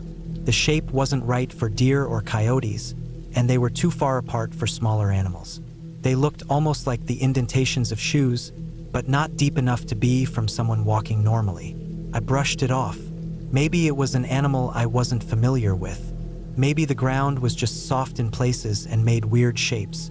I kept telling myself not to let my imagination get carried away. Still, I couldn't get that feeling out of my head, that sense of being watched. That day, I went for a longer hike, trying to shake off the unease. I circled the lake, taking my time, looking for signs of other people or anything unusual. The woods were quiet again, too quiet. I didn't even see any birds, which felt strange. Normally, you'd hear at least the occasional woodpecker or squirrel. It was like everything had packed up and left. I got back to camp around 5 p.m. and rebuilt the fire. I kept looking over my shoulder, feeling jumpy. I tried to read, but I couldn't focus. I cooked some food and ate fast, and by the time the sun went down, I was already on edge. I made sure everything was locked up in the bear canister and pulled into the tent early. I lay there in my sleeping bag, flashlight in my hand, rifle next to me, just staring at the ceiling of the tent. Around midnight, I heard it. A single footstep outside. Just one. The kind of sound someone makes when they step on a branch and break it under their weight.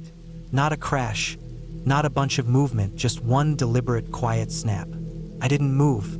My heart started racing, and my ears strained to pick up any follow-up noise. But there was nothing. 5 minutes passed. 10. Then I heard a faint shuffle, like something brushing against the edge of the tent, down near my feet. I didn't even breathe. My flashlight was still in my hand, but I didn't turn it on. I didn't want to give away my position. My other hand was slowly moving toward the rifle. I wrapped my fingers around it and waited. Every muscle in my body was locked.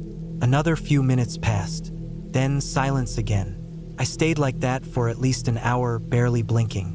I don't think I slept at all. Eventually, the sky started to lighten outside, and I felt safe enough to move. I unzipped the tent slowly and crawled out. What I saw made my stomach drop. There were boot prints all around my tent. Human boot prints. They circled the whole thing. Some passed close by the fire pit, others led toward the woods. There were at least a dozen different impressions in the pine needles and dirt, and they weren't mine. I checked. My boots were still inside the tent, dry and clean. I hadn't walked around that night. I stood there for a long time, staring at the prints. Then I walked toward the trees, trying to follow them. They led about 20 feet into the woods and then just vanished. The pine needles made it hard to track, and I couldn't tell where the person had come from or gone. But someone had definitely been there, watching me. I packed up my gear as fast as I could. I didn't eat. I didn't even bother folding the tent properly. Just jammed everything into my pack. I kept the rifle in my hands the whole time. When I was ready, I started hiking back down the trail, checking over my shoulder every few minutes. The woods were still too quiet. No wind, no birds, nothing. About halfway back to my truck, I noticed something else. A broken tree branch hanging low over the trail, about chest height. That hadn't been there before. It looked like it had been snapped intentionally and bent across the path. I stepped over it and kept moving. Another 100 yards down, I saw a pile of small rocks stacked in the middle of the trail. That hadn't been there either. Someone was following me, or maybe they'd been ahead of me. I picked up the pace, trying not to run but moving fast. I gripped the rifle tighter, constantly scanning the trees. The last half mile felt like it took an hour. When I finally saw my truck through the trees, I almost broke into a sprint. The truck was untouched. I got in, locked the doors immediately, and started the engine. I didn't look back. I just drove. The tires skidded a little on the dirt as I pulled out, and I didn't slow down until I was back on the main road. It took me a few hours to fully calm down. I stopped at a diner about 50 miles south and sat there with a cup of coffee, trying to make sense of everything. The prints, the noise, the rearranged trail. None of it made sense unless someone had been out there, watching me, messing with me. But why? There was nothing valuable in my camp. No one had taken anything. They could have hurt me, but they didn't. They just watched. When I got home, I didn't unpack right away. I left everything in the garage and sat in the living room with the curtains closed. For days, I kept thinking about those boot prints and the sound of that single footstep outside my tent. I checked local news for anything about missing people or strange reports near that lake. But there was nothing. I didn't report it to the police. What would I even say? I haven't gone camping alone since. I still think about it sometimes. About how far away that place was, how quiet it was, how whoever was out there knew I was alone. I think that's what gets me the most. They knew I was by myself. They knew exactly where I was.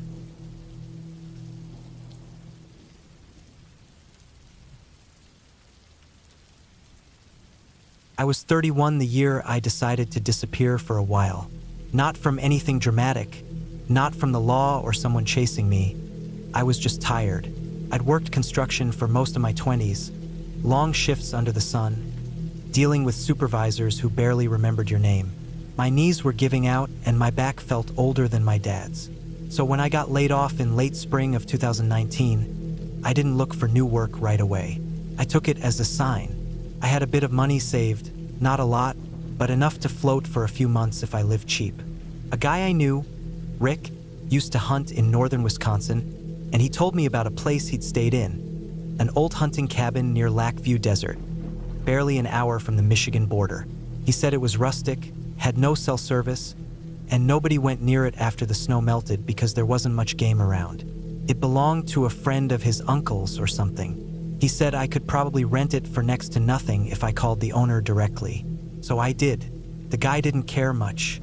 He said if I wanted to give him $400 for the month and not burn it down, the key was under a cement frog by the door. So I packed up my old blue Tacoma with canned food, fishing gear, some tools, and a couple of paperbacks. I didn't bring a laptop. No internet. That was the point. I was gonna go off the grid for a while.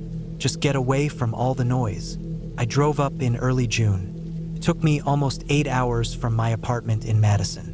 I'd never been that far north before, and the last hour of driving was nothing but trees.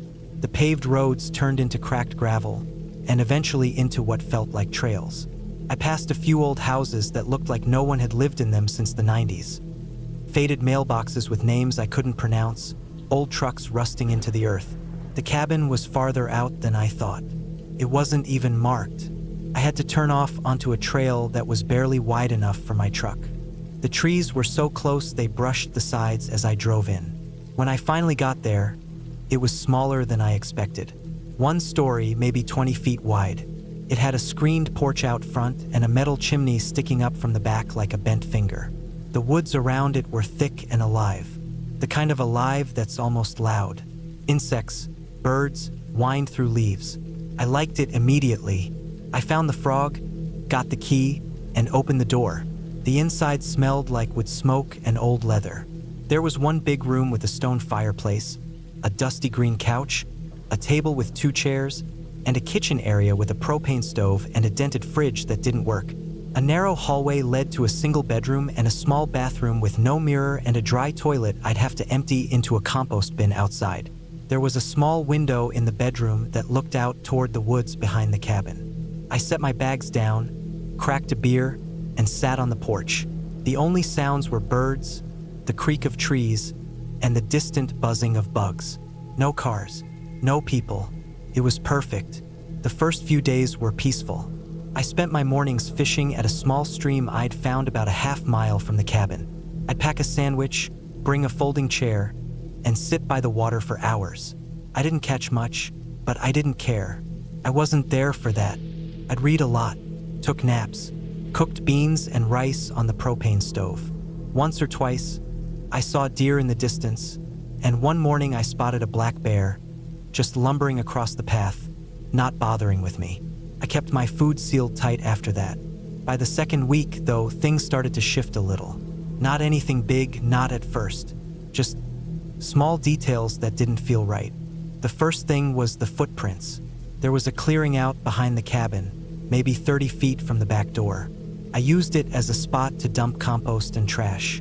One morning, I walked out there with a bucket of food scraps, and I saw boot prints in the dirt.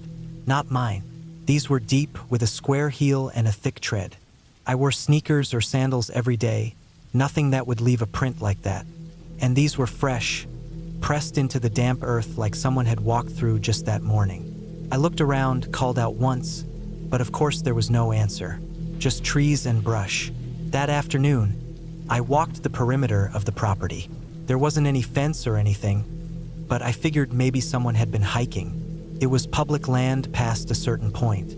Still, it didn't sit right. I didn't sleep well that night. The next few days were quiet again. I tried to forget about it. Then on Thursday, I went to grab one of my tackle boxes from under the porch, and it was gone. I was sure I'd put it back. I remembered placing it beside the bucket with extra fishing line. Now it was just gone. I thought maybe I'd left it by the stream, but when I walked down there, nothing. I checked all around the cabin. Nothing. I kept my truck locked, but I checked that too. Nothing. Now I started to get that feeling. You know, the one. Like someone's been in your space. Like the air has changed and doesn't belong to you anymore.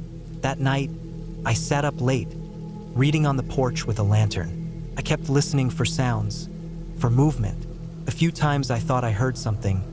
Sticks cracking, a low shuffle in the trees, but it could have been anything. Could have been a raccoon. Could have been the wind.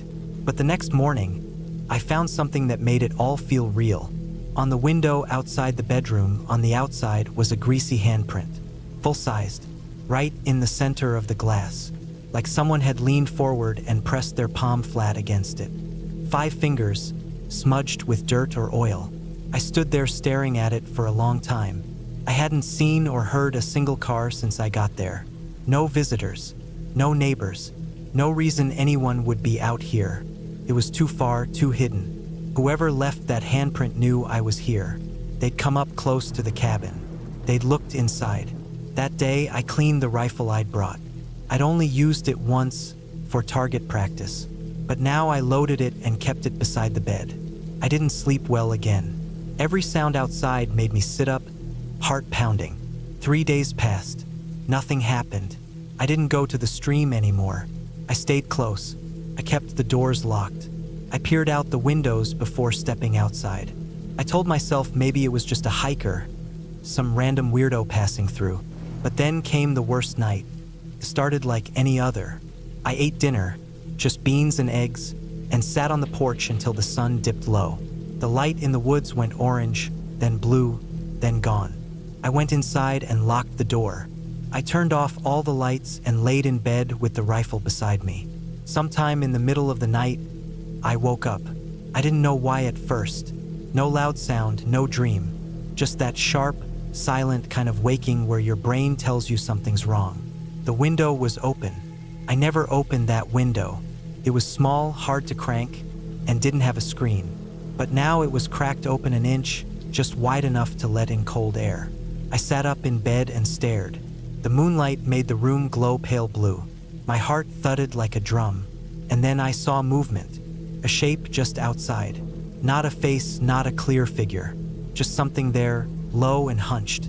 Like someone crouched beside the cabin wall, just beneath the window. Waiting, listening. I didn't move. I didn't make a sound. I just sat frozen, staring at that inch of black space between the window and the frame. I could hear my own breathing, fast and shallow. After what felt like forever, the shape shifted. It stood slowly, like someone pushing up from a crouch. And then it moved away. I didn't hear it walk. I just saw the shadow slide out of view. I didn't sleep. I didn't even blink, I think. I sat up until morning, holding the rifle, eyes locked on that window. When it was finally light, I walked outside. There were more prints in the dirt now. Not just in the clearing, *right* outside the window. deep and messy, same boots, and on the side of the cabin, scratched into the wood with something sharp, was a line. Just a single horizontal gouge, as long as my arm, carved low into the wall, like someone had dragged a knife or a key straight across it. That was it for me. I packed that day, shoved everything into the truck as fast as I could. I didn't care about cleaning. I didn't care about the trash. I just needed to get out.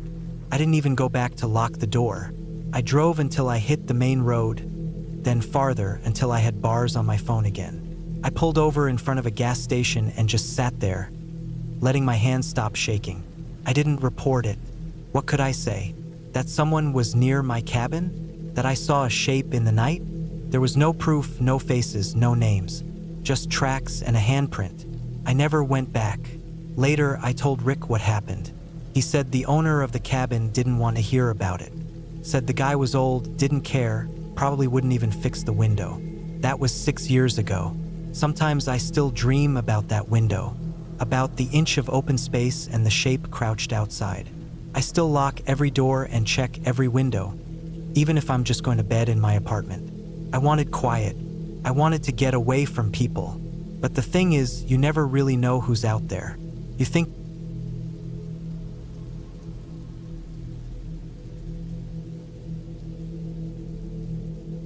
I was 34 the summer I took 2 weeks off work and went off the grid.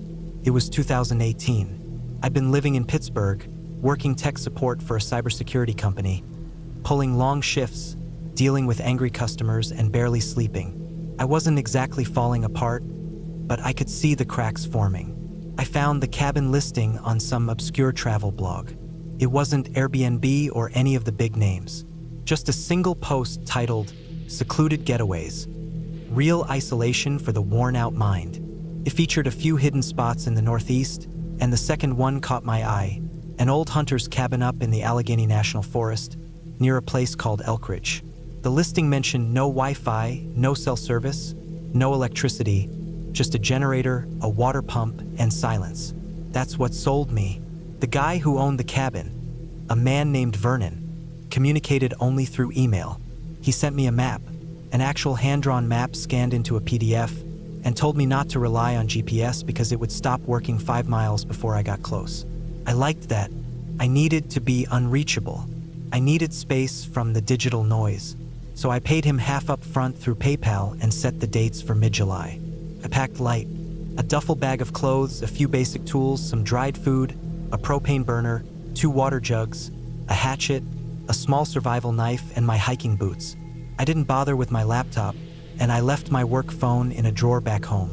I brought a notebook and a paperback, just in case the quiet got too loud. It was a 5-hour drive north from Pittsburgh. I reached Elkridge around noon, a tiny logging town with maybe 24 buildings and not a single traffic light. I filled up on gas at a rundown station, grabbed a couple more granola bars and a bag of ice, then followed the map Vernon had given me. The road narrowed into a dirt path just past an abandoned ranger station.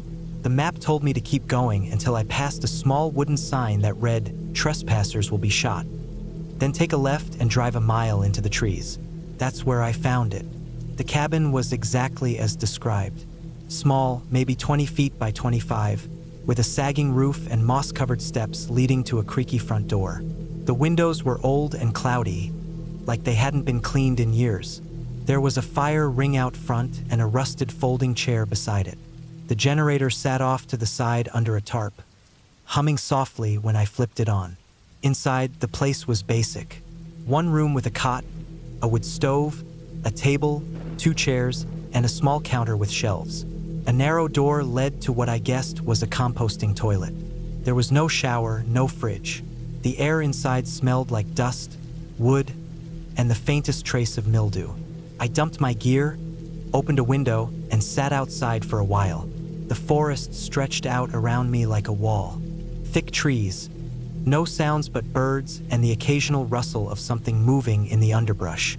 Felt untouched, and it felt good. The first 2 days were everything I hoped for. I cooked simple meals, wrote in the notebook, took long hikes along barely there animal trails, and listened to the wind move through the trees. At night, the darkness was complete. No streetlights, No distant hum of cars, just blackness and the chorus of insects. I hadn't realized how much I missed that kind of silence until I was surrounded by it. But by the third day, I started noticing things. Small things.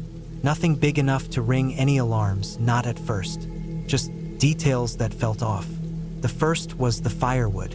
When I arrived, there was a neat stack beside the cabin. Split, dry, ready to burn. But on the third morning, I noticed a few pieces had been moved. Not taken, just shifted, like someone had grabbed a few logs and set them down again. I thought maybe an animal had knocked them over, but there were no claw marks, no droppings, no sign of anything digging. Then there was the footprint. I found it near the creek about a half-mile from the cabin. Not mine. I was wearing thick-soled hiking boots. This was from a different kind of shoe, worn, thin-soled, maybe a work boot. It was partially smudged in the mud but deep. Someone else had walked through there recently. Still, I told myself not to spiral. It was probably Vernon, the cabin owner, checking on the place. Or maybe a hunter scouting the area. Even if the cabin was remote, it didn't mean I was the only human for miles. That night, I left the generator running a bit later. I didn't like the idea of being watched. I didn't hear anything strange. But sleep didn't come easily. I kept imagining the crunch of footsteps outside, the creak of the front steps. Every gust of wind felt like movement. I finally dozed off sometime after 3 a.m., the flashlight gripped tight in my hand. Day 4, I hiked farther out, toward a ridge that overlooked the valley. It was a clear day, and from up there, I could see for miles, just endless green, hills rolling into the horizon. I sat there for a while, calming down, convincing myself the cabin wasn't being watched, that I'd let my imagination get the best of me. On the way back, I noticed something that stopped me cold. About 200 yards from the cabin, hidden behind a dense patch of brush, was a path. Not an animal trail, a man-made one. Someone had cleared branches, trampled grass. It was recent.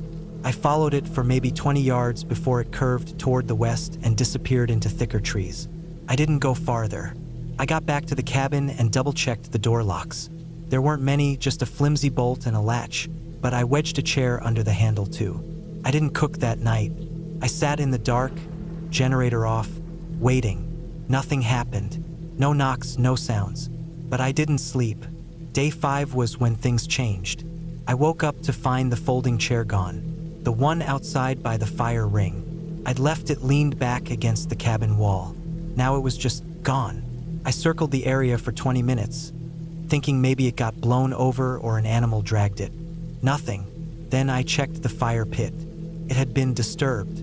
Someone had tried to start a fire. There were small charred twigs in the center, arranged carefully, but never lit. I packed my bag. I didn't care that I had another week booked. I was done. I had the map, I knew the way out. But the road had other plans. I walked the mile back to the dirt road and kept going toward the ranger station where I'd entered. It should have taken me less than 2 hours on foot. But the path was blocked. Trees, big ones, had fallen across the road like they'd been cut. Not storm damage. These were clean breaks. Someone had dropped them with a chainsaw. I backtracked, heart pounding, thinking I must have taken a wrong turn. I hadn't. That's when I noticed something else. At the edge of the fallen trees, nailed into the trunk of one, was a new sign. It wasn't there when I came in. It was a flat wooden board, spray-painted red with crude white letters. Not safe. Go back. I stood there for a long time, not sure if I should laugh or cry. It didn't feel like a prank. Felt like a warning. I turned back toward the cabin, brain racing. Who was out here? Why block the only road in or out? Why now? I didn't go back inside. I grabbed my gear from the porch, stashed food and water in my pack, and decided to hike the ridge trail again. From there, I could maybe spot another way out. Even if I had to bushwhack for hours, I figured I'd eventually hit a road or house. I made it to the ridge before sunset. From up there, I scanned every direction. Then I saw it, movement. Below, maybe 300 yards from the cabin, was a figure. Tall, broad-shouldered, wearing dark clothes. They weren't walking. They were standing, still, facing the cabin. I didn't move. I watched for 10 minutes. They didn't budge. I crawled back from the ridge on my stomach, heart hammering in my throat. Then I circled wide, staying in the trees until nightfall. I didn't go back to the cabin. I didn't light a fire. I found a spot between two boulders and hunkered down, wrapped in my jacket, knife in hand, every twig snap making me flinch. Sometime after midnight, I heard it. The sound of a chainsaw in the distance. Not close, but not far either. Just revving, stopping, then starting again. I stayed frozen. It lasted maybe 5 minutes. Then silence. The next morning, I moved. I followed the sun, heading east, keeping low, staying off trails. I rationed my food, drank from the creek, purified it with iodine tabs.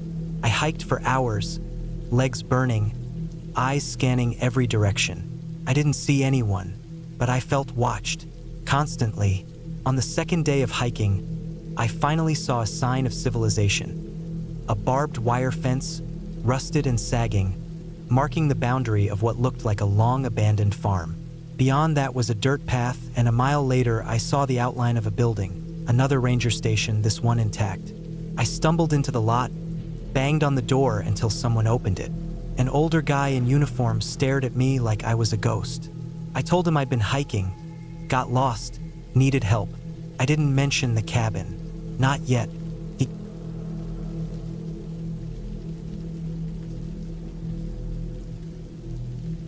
It was the fall of 2014 when I decided to take a break from the constant buzz of life in the city.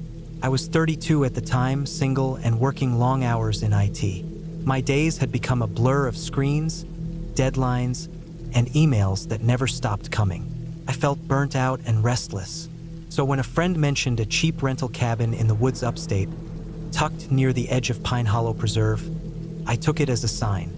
He'd stayed there once during college and said it was nothing fancy, but peaceful, just what I needed. The cabin was about 3.5 hours from where I lived in Philadelphia. I left early on a Thursday morning to avoid traffic, driving through fading towns and long stretches of empty back roads. As I got further north, the trees thickened and the air turned crisp. I rolled down my window a bit just to take it in. It was early October, and the leaves were starting to turn. Gold, orange, a few patches of bright red. The kind of scenery that looked fake if you saw it in a painting. The directions my friend gave me were pretty straightforward. The cabin was about 40 minutes past the last gas station in a town called Lasker, down a gravel road with no name, just a faded sign nailed to a tree that read Pine Hollow. I found it easily enough. The gravel crackled under my tires, and the road narrowed the deeper I went, trees crowding closer, their branches sometimes brushing the roof of my car. No cell service past Lasker, but I'd expected that. I had a paper map in the glove box just in case. The cabin came into view about a mile in, small, weathered but solid looking. It sat on a slight slope overlooking a long, narrow lake, its surface glassy and unmoving. No neighbors in sight, no other houses, just trees and silence. I parked my car, grabbed my duffel bag, and unlocked the front door with the key my friend mailed me. The place smelled like old wood and dust. It had clearly been a while since anyone stayed there. The main room had a couch, a small kitchen area, and a wood stove. There was one bedroom and a tiny bathroom that had a flush toilet but no shower, just a sink. Water came from a well pump out back. No Wi-Fi, no TV. Power was solar, but there was a backup generator in the shed out back if needed. It was perfect. The first day passed quietly. I unpacked, swept out cobwebs, and opened all the windows to air the place out. Made myself a simple dinner on the propane stove, canned soup and crackers, then sat on the porch watching the sun sink behind the trees across the lake. The silence was thick, almost alive. Not oppressive, but heavy. A kind of quiet you forget exists when you live around people too long. That night, I slept like a rock. The next morning, I woke to the sound of birds and the wind moving through the trees. I made instant coffee, sat out on the porch again, and just listened. There were no engines, no people, just nature. I felt my chest loosen for the first time in months. I spent most of the day exploring the area around the cabin. There was a trail that followed the lake's edge, overgrown but walkable. I found a couple of animal tracks in the mud. Maybe deer. I took a few photos with my phone, even though I knew I wouldn't be able to upload them until I got back. When I returned to the cabin that afternoon, I noticed something small but strange. One of the front windows was open. I was sure I'd closed them all earlier, but I figured I'd missed it, shrugged it off, and latched it shut. That night, I built a fire in the wood stove and read a paperback I'd brought. Around 9 p.m., I turned off the lights and climbed into bed. The wind had picked up and the trees groaned a little outside, but otherwise it was calm. I woke up just after 1 a.m. The air was cold. I pulled the blankets tighter and lay still, not sure what had stirred me. Then I heard a faint creak. Not the trees, not the wind. It was sharper, closer. I sat up and listened. Came again, this time more distinct. A floorboard, I thought, shifting. I told myself it was the cabin settling. Old houses do that. But then I heard it again. Not just one creak, but 2, 3 in a row. Like footsteps. I stayed frozen in bed, barely breathing. The cabin had no insulation, and every sound traveled. I strained to hear more, but the noise stopped. I waited for what felt like 10 minutes, heart thumping. Nothing. Just silence again. Eventually, I chalked it up to my imagination, or maybe an animal on the porch. I drifted back to sleep around 3. The next day, I tried to shake it off. I hiked a bit further along the lake, then made a sandwich for lunch. Back at the cabin, I did a slow walk around the outside, just to reassure myself. Nothing seemed out of place, until I looked at the back door. There were scratches along the wood near the handle. Not deep, but definitely there and fresh. Not the kind of weathering you see from age or storms. These were narrow, straight marks, like someone had tried to pick at the lock or pry it open with something thin. My skin crawled. I checked the door. It was locked. Still, I felt unease settle in my stomach like a stone. I told myself again it could have been animals. A raccoon maybe, or a porcupine. But something about the marks seemed deliberate. That night, I couldn't relax. I kept checking the locks. The wind blew harder, and branches tapped against the windows. I left the light on in the bedroom. Just a small one, but enough to cut the dark. I kept the axe I used for chopping firewood next to the bed. I knew it was overkill, but it made me feel better. I fell asleep eventually. I woke again, this time to the unmistakable sound of the front porch boards groaning under weight. Not the wind, not some squirrel, something heavier. I didn't move. I listened, heart racing, to the steady crunch of weight shifting on old wood. A pause, another step, then another, right outside the door. I waited, barely breathing. Then nothing. Minutes passed. I stayed still. When the sun finally rose, I got up and opened the front door. The porch was empty. No sign of anything. No footprints. But I knew what I'd heard. That was the day I decided to drive into Lasker and buy a set of trail cams. I figured if it was an animal or someone, I'd know for sure. I made the drive, picked up 3 cams, batteries, and a couple of protein bars for good measure. I was gone maybe 3 hours. When I got back, something was off again. The welcome mat was slightly crooked. Not the kind of thing you'd normally notice, but I remembered setting it a certain way that morning, centered. Now it was askew. I checked the locks. Still latched. I installed the cams before sunset. One facing the back door, one overlooking the front porch, and one pointing down the trail leading to the lake. I set them to record movement. That night, I barely slept. The following morning, I checked the footage. Front porch cam, nothing. Back door cam, nothing. Trail cam, movement at 2:17 a.m. I replayed the clip. First, it was just the trees swaying. Then a figure appeared. A man. He stepped into frame slowly, half-crouched, moving with intent. He wore dark clothes, a hood pulled up, and gloves. He moved off trail and toward the trees, heading in the direction of the cabin.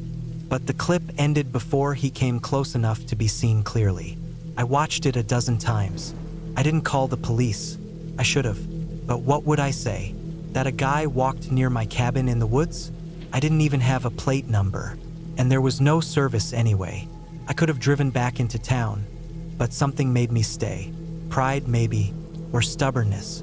I decided I'd give it one more night. Just one. I kept the axe by the bed again, set up a few makeshift noisemakers, tin cans strung with fishing line, across the porch and near the back. Anything to give me a heads up. That night, it was quiet for hours. Then the cans rattled. Not a gust, not a bump. They rattled. I jumped up, turned on every light in the cabin, and stepped to the door with the axe in hand. I didn't open it, just stood there, heart hammering, listening. Footsteps again. This time, slow, deliberate, circling the cabin. I didn't sleep at all. When the sun rose, I went out. The cans had been tripped, the line pulled taut. Boot prints in the dirt. Size 11 maybe, fresh, leading around the cabin, then veering off into the trees. I packed my things, left the cams where they were. I drove out of Pine Hollow without looking back, heart still pounding hours later. 2 days later, I got a call from my friend, the one who recommended the cabin. He told me to check the footage when I got home. He'd seen something on the news. A man had been arrested in a town 30 miles from Pine Hollow. They found him squatting in a hunting shack. He had tools, gloves, and a long record breaking and entering, stalking, assault. No one had known he was in the woods. No one had seen him until he tried to break into a ranger station during the night. I checked the footage again. It was him. Same build, same clothes. I was lucky. He never got.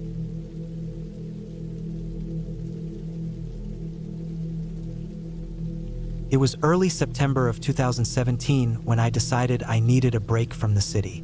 I had just turned 31, and life had been pulling me in too many directions at once.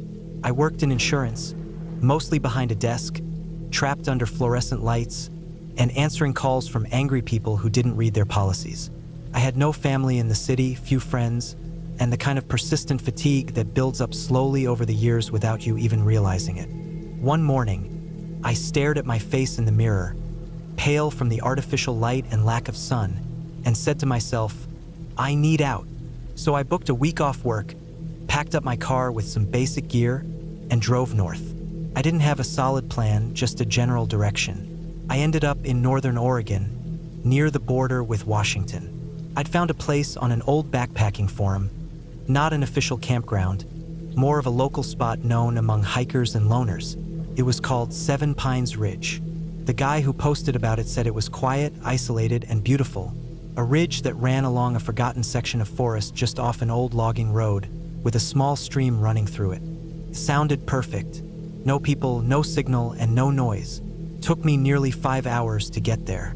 I left Portland around 6 in the morning, took I-5 north, then veered off onto a bunch of state routes that twisted through small, almost forgotten towns. By the time I turned off the paved road onto the dirt track that led to the ridge, my GPS had stopped working. I didn't mind. That was kind of the point. The dirt road was rough. My old Subaru groaned over rocks and dipped into deep ruts, the kind that make your stomach rise just a bit if you go too fast. Trees pressed in from both sides. The forest felt old, damp, and undisturbed. I passed a rusted sign nailed to a post. Asterisk, Seven Pines Ridge Trailhead, no services. Asterisk, it was tilted. The lettering faded. I parked in a small clearing that barely fit my car, grabbed my backpack, and headed in on foot. The trail was narrow but visible. Moss covered almost everything, trees, rocks, even fallen logs. After about an hour of hiking, I found a flat patch near the stream, not far from the ridge's edge, where the trees thinned just enough to get a sliver of a view to the west.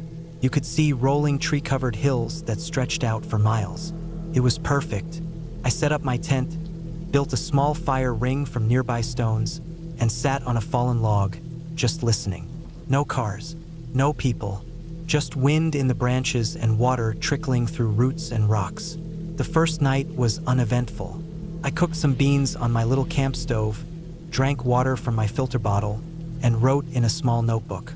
I slept surprisingly well. The air was cold, but fresh. I woke with the sun, sore from the ground, but clear-headed for the first time in months. The second day, I hiked further up the ridge. I didn't see a soul. There were no wrappers, no fire pits, no beer cans. signs I'd come to expect even in untouched areas. This really was remote. I found some deer tracks near the stream and once saw what I thought might have been a coyote, but it darted away before I could get a good look. That night, I stayed up later. The stars were insane. No light pollution, just a sky bursting with pinpoints of white, a dome of silent infinity overhead. It was the third night when things started to feel off. It began with a sound. I just crawled into my sleeping bag. The fire had burned low, just red coals glowing faintly. I was halfway between sleep and wakefulness when I heard it. A snap, not a twig underfoot, not that sharp dry crack, but more like a dull pop, like a thick branch being twisted and broken. I sat up, listened. The forest was still, but not silent. Crickets chirped. Something small moved through leaves nearby, probably a squirrel. But then I heard another sound, closer this time. A slow crunching like footsteps, heavy, deliberate ones. Then silence. I told myself it was just an animal. A deer maybe, or an elk. But I'd grown up hiking in Montana. I knew the sound of animals moving through brush. These weren't quick, light, or erratic. They were slow and spaced like someone walking. I stayed still, hand resting on the knife by my pack. I didn't sleep much that night, just lay there, ears straining in the dark. Morning came and everything looked normal, but I couldn't shake the feeling. I walked the perimeter around my site, didn't find any footprints, but I did find something odd. A tree about 30 yards from my tent, freshly gouged with marks. Not scratches, not like claws, but long vertical lines that looked like they'd been made with a blade. Clean, deliberate cuts. 3 of them evenly spaced.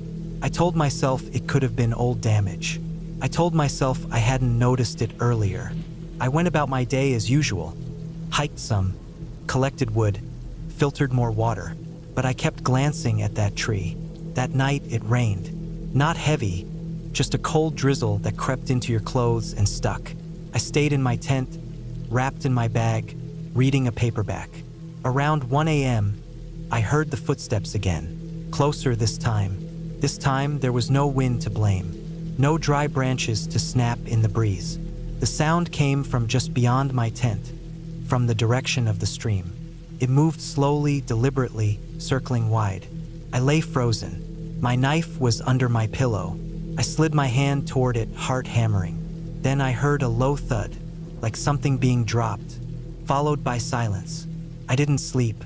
When the sky finally lightened, I stepped out. The drizzle had stopped. The forest smelled like wet leaves and earth. At the edge of the stream, I saw it.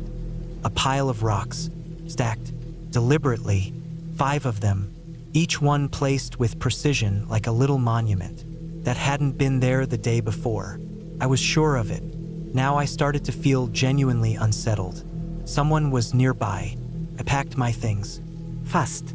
Took down the tent, shoved everything into my backpack, and headed back down the trail. I figured I could make it to the car in under an hour if I moved fast. But about 15 minutes in, I stopped cold.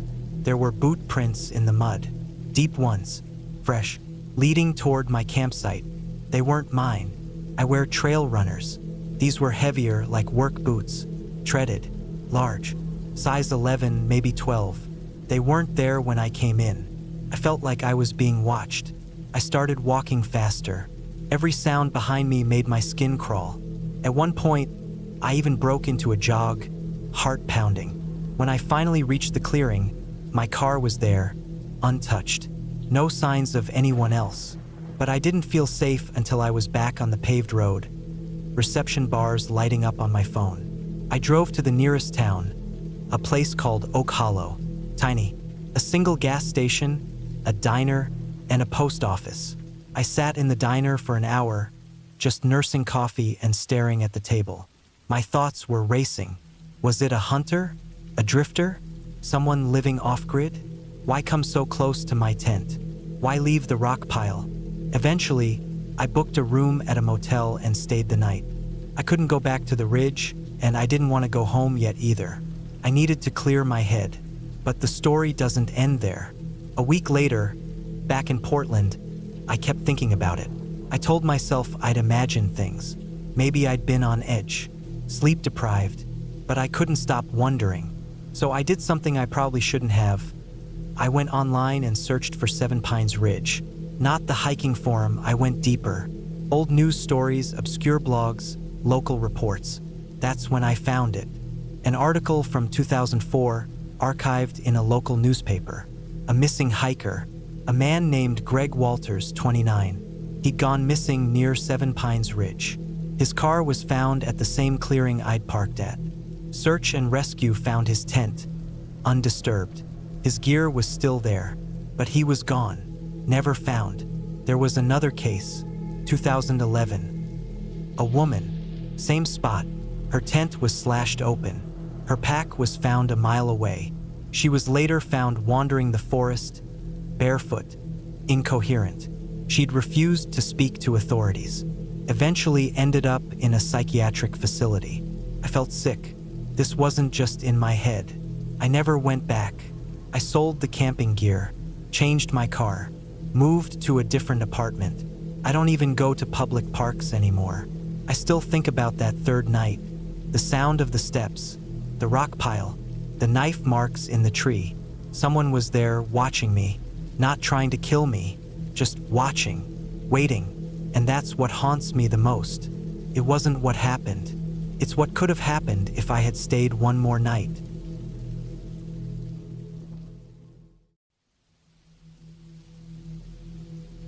The night felt cold, far colder than it should have been for the middle of October. The cabin was small, nestled deep in the woods, miles away from the nearest road or any signs of civilization. I had rented the place for the weekend to escape the stress of city life. A few days alone in nature sounds peaceful, right? The kind of peace that's almost unsettling. I had arrived late in the afternoon. The last stretch of the road was narrow, winding through dense trees that blocked the sunlight, turning everything a dim, muted shade of gray. The cabin itself sat at the edge of a small clearing, surrounded by thick woods. It was old, probably built decades ago, with a slanted roof and weathered wood that seemed to groan with every gust of wind. This porch creaked under my weight as I stepped onto it. I wasn't expecting luxury, just a place to relax. But as soon as I stepped inside, I knew something felt off. The air was thick with dust, and the floorboards creaked underfoot as I moved through the small living area. The place smelled old, like mildew and forgotten memories. A small fireplace dominated one wall, and a set of mismatched furniture filled the rest of the space. There were no curtains on the windows, just empty glass panes, which seemed odd for a cabin this isolated. The bare light bulbs hanging from the ceiling flickered when I turned them on, and the single bathroom had a sink that dripped incessantly, making the silence even more unbearable. I shrugged it off, thinking I'd just gotten too used to city life and needed to adjust to the stillness of the woods. I unpacked my bag, set up a small fire, and made dinner. A simple meal I cooked over the open flame. The sun sank behind the trees as I ate, casting long shadows over the cabin. Outside, the wind began to pick up, rustling the leaves in the trees. The fire crackled, and I thought about the quiet nights I'd spent camping in places like this before. It should have felt like a return to normal, but something about it didn't sit right. The silence outside wasn't peaceful. It felt too empty. I sat in front of the fire for a while, listening to the wind and watching the flames dance. Then, out of nowhere, a thud came from somewhere outside, sharp and loud enough that it made me jump in my seat. My heart raced for a second as I froze, staring into the shadows outside the cabin. Nothing. I tried to brush it off, convincing myself it was just the trees shifting, maybe a branch falling or an animal moving through the underbrush. I had read a lot about the sounds the woods could make, so I chalked it up to that. But then came another thud, louder this time, closer, almost like something or someone was walking around the cabin. My breath caught in my throat. The wind didn't help. It howled and rattled the windows, but through that, I thought I could hear footsteps, slow and deliberate. I stood up and moved cautiously to the window, peering out into the darkness. There was nothing. No movement, no shapes, nothing. I decided to check the locks on the doors, just in case. Even though I told myself it was nothing, I couldn't shake the feeling that someone or something was out there. The locks were old, rusty, but secure enough. I checked the windows too, making sure they were all latched tight. Satisfied for the moment, I sat down again by the fire, trying to ignore the uneasy feeling crawling up my spine. The night wore on. I tried to relax, but every little creak of the cabin made me tense. Each gust of wind felt like it was pushing against the walls, and every whisper of the trees outside seemed like it was trying to tell me something I didn't want to hear. Eventually, I decided to turn in, needing to get some sleep to make it through another day of quiet in the woods. But sleep didn't come easily. Every time I closed my eyes, I imagined I heard the footsteps again, slow and purposeful, moving around the cabin. Each time, I would shoot upright, heart pounding, only to find the room dark and still. The fire had burned down to embers, casting eerie shadows against the walls. But nothing was there. Hours passed. I don't know when I finally drifted off, but when I woke, the sun was already up, casting a grayish light through the cabin's bare windows. I felt groggy, as if I hadn't slept at all. The air inside the cabin felt colder, even though the fire had died down long before I'd gone to sleep. I decided to take a walk, hoping the fresh air would clear my head. I pulled on my jacket and stepped outside. The world around me was still, but it wasn't a peaceful stillness. It was an oppressive one. There was a heaviness in the air, as if the forest was holding its breath. I walked to the edge of the clearing where the cabin stood, trying to shake off the feeling that I was being watched. That's when I noticed something strange. The ground around the cabin was covered in a thin layer of fallen leaves. But there, right in front of the cabin's porch, the leaves were disturbed. It looked as though something had been dragged across the ground, leaving deep, uneven impressions in the earth. The marks led off into the woods, disappearing into the trees. I froze. Could have been an animal, but these weren't the kind of tracks I'd expect from any wild creature around here. They looked too deliberate. Without thinking, I followed the tracks. My feet moved almost on their own, and I soon found myself deep in the woods, the trees closing in around me. The tracks led to a small patch of dirt, but that's not what made me stop in my tracks. What stopped me was the sound, something like scraping, coming from the far side of the clearing. I wasn't sure whether to move closer or turn back, but I had to know. Slowly, I stepped forward, my feet barely making a sound on the damp earth. I reached the edge of the clearing, where the trees were thickest. Then I saw it. A pile of branches and leaves had been stacked in a makeshift shelter, and next to it, a large wooden crate sat half buried in the dirt. I approached cautiously, my heart hammering in my chest. The crate was old, and it had been there for a while, the wood rotting from years of exposure. But what bothered me the most was what I found inside. A collection of discarded objects, old blankets, a few cans of food, and a flashlight that looked like it had been used recently. Everything was covered in dirt and moss, as if someone had been living here. I stepped back, a chill crawling up my spine. Someone had been here, and recently. I didn't wait around to figure out who. I turned and ran back to the cabin, my breath coming in short bursts as I stumbled through the trees. My mind raced. What had I gotten myself into? Who was out here with me? When I reached the cabin, I slammed the door shut behind me, heart still pounding. I locked the door, checking the windows again just to be sure. The footsteps, the strange marks in the ground, the shelter in the woods. It all made sense now. Someone had been watching me. Someone was out there. I didn't know what to do. Should I call the police? But how could they get here in time? I was miles from the nearest town. I had to leave, I knew that much. I couldn't stay here another night. But as the day dragged on, and the sun began to set again, I realized something. The feeling of being watched hadn't gone away. If anything, it had grown stronger. The tracks outside the cabin weren't the only thing I had missed the first time I walked around. I now saw more marks in the ground, different shapes, different angles leading around the cabin. And the footsteps, they had started again. I was no longer alone.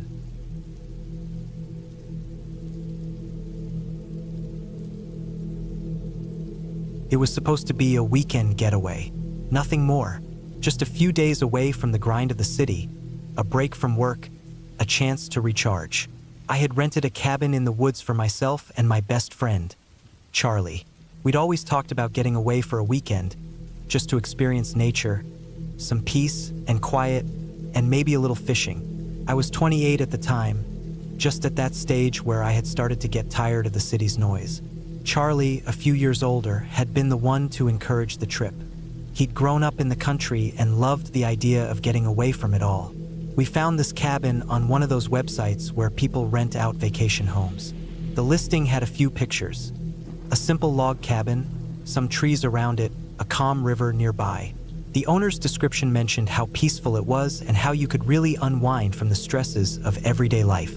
Charlie had called ahead to ask a few questions, and the owner, a gruff but friendly older man named Bill, assured him that everything was in good shape. There was no phone service, no internet, and no Wi-Fi, but we'd known that going in. We were looking to disconnect. The trip took us about 3 hours to drive to the cabin from the nearest town. The last stretch of road was dirt and narrow, surrounded by thick woods. It was mid-October, and the air was cool with that crisp edge that made your breath visible. The leaves had started to change, painting the forest with hues of orange, yellow, and red. Everything felt so peaceful, almost like a different world from the one we left behind. It was hard to believe how quickly everything could change. When we arrived, the cabin was just as the pictures had shown, maybe even a bit better. It sat on a small hill with a view of a stream running through the woods. The area around it was quiet, nothing but the wind and the occasional bird call filling the air. The cabin itself was modest. One room with a stone fireplace, a small kitchen, a bathroom, and a loft with 2 beds. The place had an older, lived-in feel, but it was clean and cozy. The only thing that stood out was a large, sturdy door that led to a basement. It wasn't locked, but it seemed odd that it was even there in a place like this. We unpacked, and after a few hours of setting up and making ourselves at home, we decided to head out for a walk through the woods, just to get a feel for the area. It felt good to be away from the constant noise of the city. The woods were thick, and the path wasn't clearly marked, but we didn't mind. We walked along for what felt like hours, following the sound of the stream in the distance and talking about nothing in particular. It was one of those moments when you just felt free, untethered. As we were walking back toward the cabin, I noticed something strange. A figure standing by the edge of the woods, near the tree line. It was too far away to make out clearly, but I could tell it wasn't someone we knew. It wasn't even someone who looked like they were walking toward the cabin. I pointed it out to Charlie, but by the time he looked, it was gone. "That's weird," he said, but we shrugged it off. It was probably just someone hiking or maybe a hunter. It wasn't all that unusual to see people out in these woods, but it felt strange to see someone standing still like that. I made a mental note to mention it to Bill when we saw him next. Later that evening, after a simple dinner of canned soup and some snacks, we settled in by the fire. The cabin had a wood stove, and the heat it gave off was enough to take the chill out of the air. We had a couple of beers, played cards, and listened to the crackle of the fire. It was nice. Too nice, in fact. We were both so relaxed that we didn't think much of the weirdness from earlier in the day. It was around 10:30 p.m. when we first heard it. A knock, soft, almost muffled, but still noticeable, came from the door that led to the basement. First, we both stared at it, wondering if we had imagined it. But no, there was no mistake. It came again, a little louder this time, like someone was tapping against the wood. Charlie stood up first, his hand on his flashlight. I followed him as he walked slowly toward the door. "You sure you didn't leave something down there?" he asked. I shook my head. "I haven't even looked down there." We stared at the door for a moment. The knock came again, a little harder this time, and we both jumped. "Who's there?" Charlie called out, but no answer came. We waited, but the silence stretched on. After a moment of hesitation, Charlie reached for the door. "I'm going to check it out," he said. "Stay here." I protested, but he was already down the steps. I listened closely as he went down the creaky stairs into the basement, the silence pressing in on me. After a few minutes, I heard a thud, followed by the sound of something scraping against the floor. My heart skipped a beat, but before I could move, Charlie was back upstairs, looking pale. "There's nothing down there," he said, his voice tight. "Just old stuff. Some boxes, shelves, nothing that could have made that noise." We were both quiet for a moment, trying to make sense of what just happened. But nothing did. So we decided to just go to bed. We locked the door behind us, double-checked the windows, and settled in for the night. The rest of the evening passed uneventfully, with the only sounds being the crackle of the fire and the occasional rustle of the wind outside. But that night, sleep didn't come easily. I kept hearing things, little sounds, scratching at the walls, creaking in the floorboards, and that persistent tapping sound, faint but still there. I told myself it was just the house settling, that it was nothing. But the longer I lay there, the harder it became to ignore it.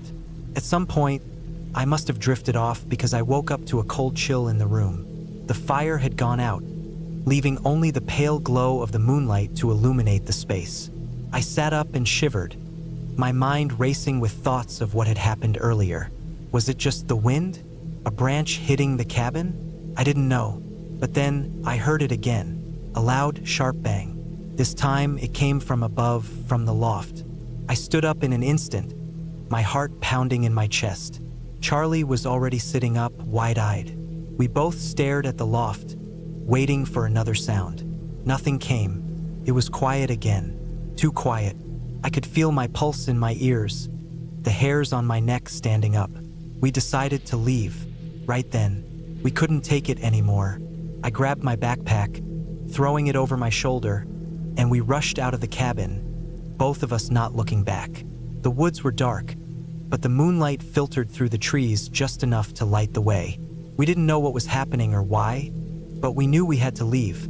When we finally reached the car, I started the engine and we drove as fast as the dirt road would allow, not looking back at the cabin. We didn't stop until we reached the town, and even then we stayed in the car for a while, trying to calm down. Eventually, we got out, checked into a motel, and spent the rest of the night talking in low voices, still trying to process what had happened. In the morning, we drove back to the cabin to get our things. It was still there, sitting alone in the woods, just as we had left it. But the door to the basement was wide open, swinging in the breeze. Bill never really gave us an explanation when we spoke to him. He just seemed confused and told us the cabin was perfectly safe, that nothing had ever happened like that before. But we never went back. Not once. We learned to trust our instincts. Some places just aren't meant to be, and some nights are better left in the dark.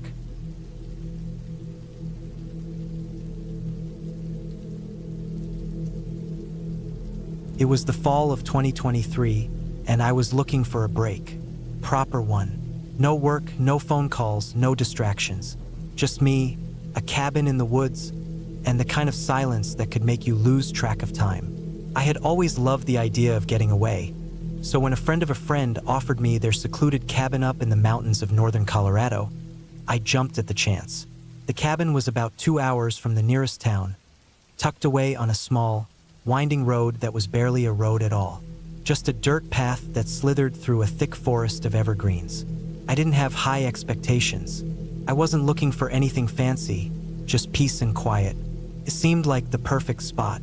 The cabin itself was simple, old even, but in good condition. It had been built by the friend's family decades ago, and from the outside, it looked just like something out of a postcard. Wooden beams, a stone chimney, and a small porch that overlooked a dense stretch of trees. The kind of place you'd imagine settling into with a cup of coffee in hand, watching the sun slowly rise. I unloaded my gear quickly, eager to get the place ready for my stay. The inside of the cabin was just as simple as the outside: old furniture, a small kitchen, a wood stove in the corner for heat, and a single bedroom with a queen-sized bed covered in thick, worn blankets. The kind of blankets you'd find in a place like this. The walls were lined with bookshelves that were filled with old novels and knickknacks. There was even an antique rifle hanging above the mantel. It all had that rustic, lived-in feel, like it had been untouched for years, but in a comforting way. The perfect kind of quiet retreat. I set up my things and decided to explore the area a bit before nightfall. The forest around the cabin was thick, the trees so close together in some places that it almost felt like the woods were alive, wrapping themselves around the cabin. The air was crisp and smelled like pine. I took a walk along a small trail that led off behind the cabin, feeling the crunch of fallen leaves underfoot. There was no one around for miles. It was just me and nature. That night, after eating a simple dinner, I settled into the cabin with a good book. The wind outside howled, pushing against the walls of the cabin as the storm that had been predicted rolled in. The fire in the wood stove crackled, and the cabin felt snug and safe, a welcome contrast to the wild weather outside. As the evening wore on, the wind grew stronger, and rain began to lash against the windows. Around midnight, just as I was about to drift off to sleep, I heard it, a sound that didn't belong, a soft thud.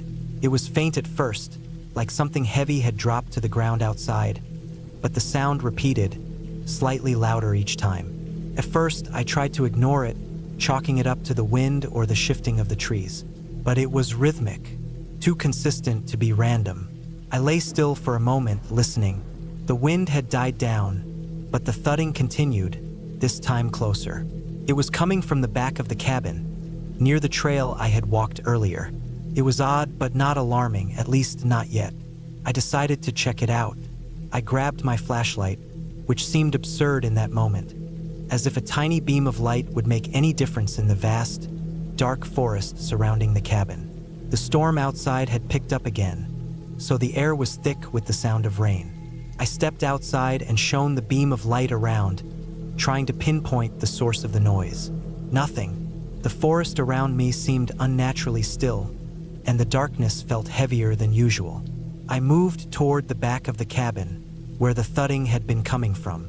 The flashlight flickered for a moment, and when it came back on, I thought I saw something, just for a split second, moving between the trees. A deer? A bear? I wasn't sure, but I wasn't going to find out. I turned to head back inside, but then I heard the sound again, a loud, unmistakable thud. This time, it was right behind me. I spun around, heart pounding in my chest, but there was nothing there. The forest was dead silent now, not even a rustle in the trees. I stood frozen for a moment, trying to calm my racing thoughts. I convinced myself that it was just an animal, maybe a raccoon or some other creature, but the feeling of being watched wouldn't leave me. I rushed back inside, locked the door behind me, and went back to the couch. I couldn't shake the unease that had settled over me, but I forced myself to settle in. The rain was picking up again, and the wind howled louder than before. I tried to sleep, but every creak and groan of the cabin set my nerves on edge. Around 3 a.m., I heard the thudding again, but this time it was unmistakable. It was right outside the window. I jumped to my feet, grabbed the flashlight, and rushed to the window. There was nothing, just the dark, rain-soaked forest. I couldn't take it anymore. My mind was racing, imagining all kinds of possible explanations. None of them good. I debated calling someone, but there was no cell service up here, and I wasn't even sure who to call. I was alone in the middle of nowhere, and it felt like something or someone was out there, just beyond the trees, watching. The thudding stopped after a while, but sleep didn't come easy. Every time I closed my eyes, I imagined the thing from outside creeping closer to the cabin. I knew I wouldn't get any rest, so I decided to spend the rest of the night reading, trying to distract myself from the unease gnawing at my stomach. By morning, the storm had passed, but the cabin still felt unnervingly quiet. I forced myself to go outside and get some fresh air. The woods looked different in daylight, less menacing somehow, but I couldn't shake the feeling that something was off. I decided to take a walk down the trail again, hoping the daylight would calm my nerves. As I walked, I kept my eyes peeled for any signs of what could have made the thudding sounds. But there was nothing, just the usual forest animals and the rustle of the wind in the trees. I stopped for a moment, catching my breath, when I noticed something strange on the ground. It was a small pile of broken branches, arranged carefully, as if they had been placed there intentionally. It was an odd sight, considering how dense the forest was. No one had been out here, at least not recently. I bent down to examine the branches, and that's when I saw it. A boot print in the soft earth, just beside the pile of broken branches. It was fresh. Someone had been out here. Someone had been walking around my cabin. The realization hit me like a cold slap to the face. My heart was racing again as I retraced my steps back to the cabin. I had to get out of here. I wasn't alone. When I got back to the cabin, I started packing my things. I wasn't sticking around to find out what was going on. But as I packed, I kept hearing something from outside. Scratching noises at the back of the cabin, followed by more thudding. Then it stopped. I didn't waste any more time. I grabbed my gear and locked the door behind me. My car was parked at the base of the small hill leading up to the cabin, and I practically ran to it, my eyes darting nervously around the woods as I went. I didn't know who or what had been out there, but I wasn't taking any chances. As I drove away, I kept looking in the rearview mirror, half expecting to see someone following me. I didn't stop until I reached the nearest town. By then, my heart had finally slowed down, but I couldn't shake the feeling that I was still being watched. Looking back now, I don't know what it was, whether it was someone who had been out there for reasons I'll never know or something else entirely. But one thing's for sure, I won't be going back to that cabin. The woods have a way of hiding things, and whatever was out there, I don't want to find out what it was. Some mysteries, I suppose, are better left unsolved.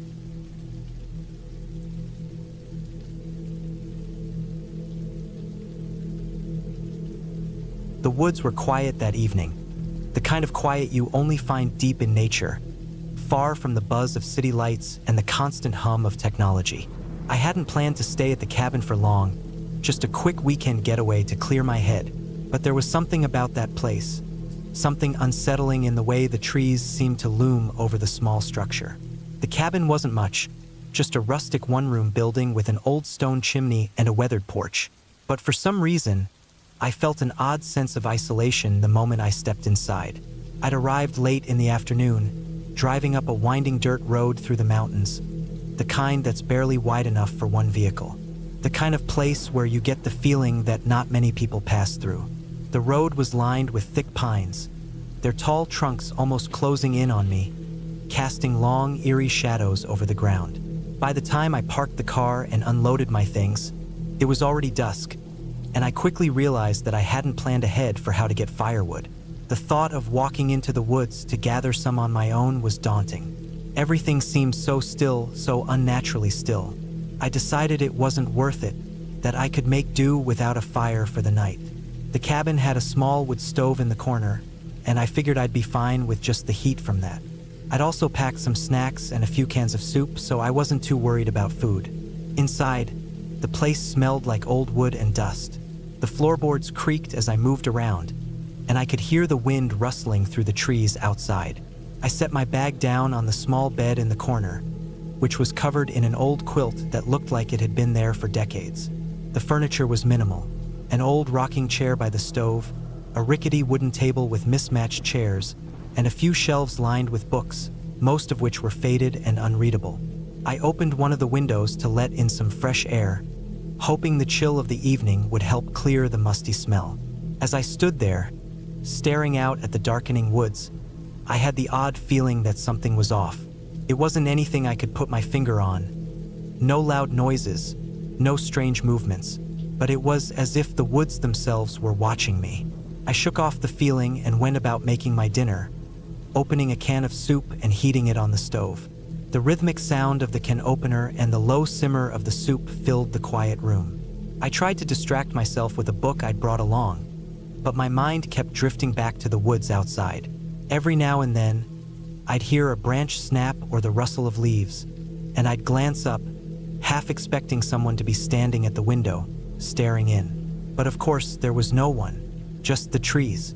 The wind picked up, and the cabin creaked in response, a low groan as the wood expanded and contracted. I finished my meal and washed the few dishes I had used. The clock on the wall ticked slowly, the only sound in the room other than the occasional pop of the stove. I didn't feel like going to bed yet, but I was already getting the sense that sleep wouldn't come easily. The night had settled in fully, the moon barely visible through the thick canopy of trees outside. I sat in the rocking chair by the stove, staring into the flames, trying to focus on the warmth and the flickering light. But even then, it felt like something was wrong. There was a heaviness in the air, something I couldn't explain, something pressing down on me. My eyes kept darting to the windows, where the darkness outside seemed impenetrable. The kind of darkness where you could swear something was moving just out of sight. Eventually, the pressure in my chest became too much, and I decided I needed to get some sleep. I made my way to the bed, pulling the quilt over me, though it didn't feel like it would offer much warmth. The air in the room had grown colder as the night deepened, and I wrapped myself tighter, trying to ignore the chill. I stared at the ceiling, unable to shake the feeling that I was being watched. But I wasn't sure if it was just my imagination. It had been a long drive, and I hadn't had much time to rest the past few days. Maybe I was just tired, but sleep didn't come easily. Every time I closed my eyes, I would hear a sound from outside, a rustling of leaves, a crack of a twig. It sounded so close, too close, like someone or something was just outside the cabin, moving silently through the underbrush. I sat up in bed, straining my ears. There was nothing, just the wind and the occasional snap of wood. After what felt like hours, I finally drifted off, but my sleep was fitful, filled with strange, fragmented dreams. I dreamed of walking through the woods, but the trees were different. They were thicker, darker, and the air was heavy with an unnatural stillness. I felt like I was being chased, but whenever I turned to look, there was no one there. Just the shadows, stretching longer and longer until they seemed to swallow me whole. I woke up with a start, heart pounding in my chest. The room was pitch black, the only light coming from the faint glow of the stove, which was slowly dying out. I looked around the room, trying to steady my breath, but the feeling of unease had only deepened. I glanced at the window, but the trees outside were so dark that I could barely make out their shapes. It was as if the night had swallowed the world whole. I tried to tell myself it was nothing, that I was just being paranoid. But the longer I lay there, the more certain I became that something wasn't right. I could feel it now, an undeniable sense of dread. It wasn't just the isolation. It wasn't just the silence.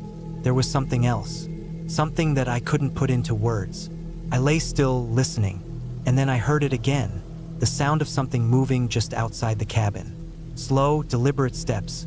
It sounded too heavy to be an animal, too purposeful to be the wind. My breath caught in my throat, and I felt a cold sweat break out on my skin. Without thinking, I grabbed my flashlight from the table and quietly crept toward the door. I didn't know what I was expecting to find, but part of me needed to see it for myself. I slowly turned the handle and cracked the door open just a fraction, peering out into the darkness. Nothing. The woods were empty. The trees stood silent, their branches swaying gently in the breeze. I could barely see anything beyond the porch, the beam of my flashlight cutting through the blackness like a knife.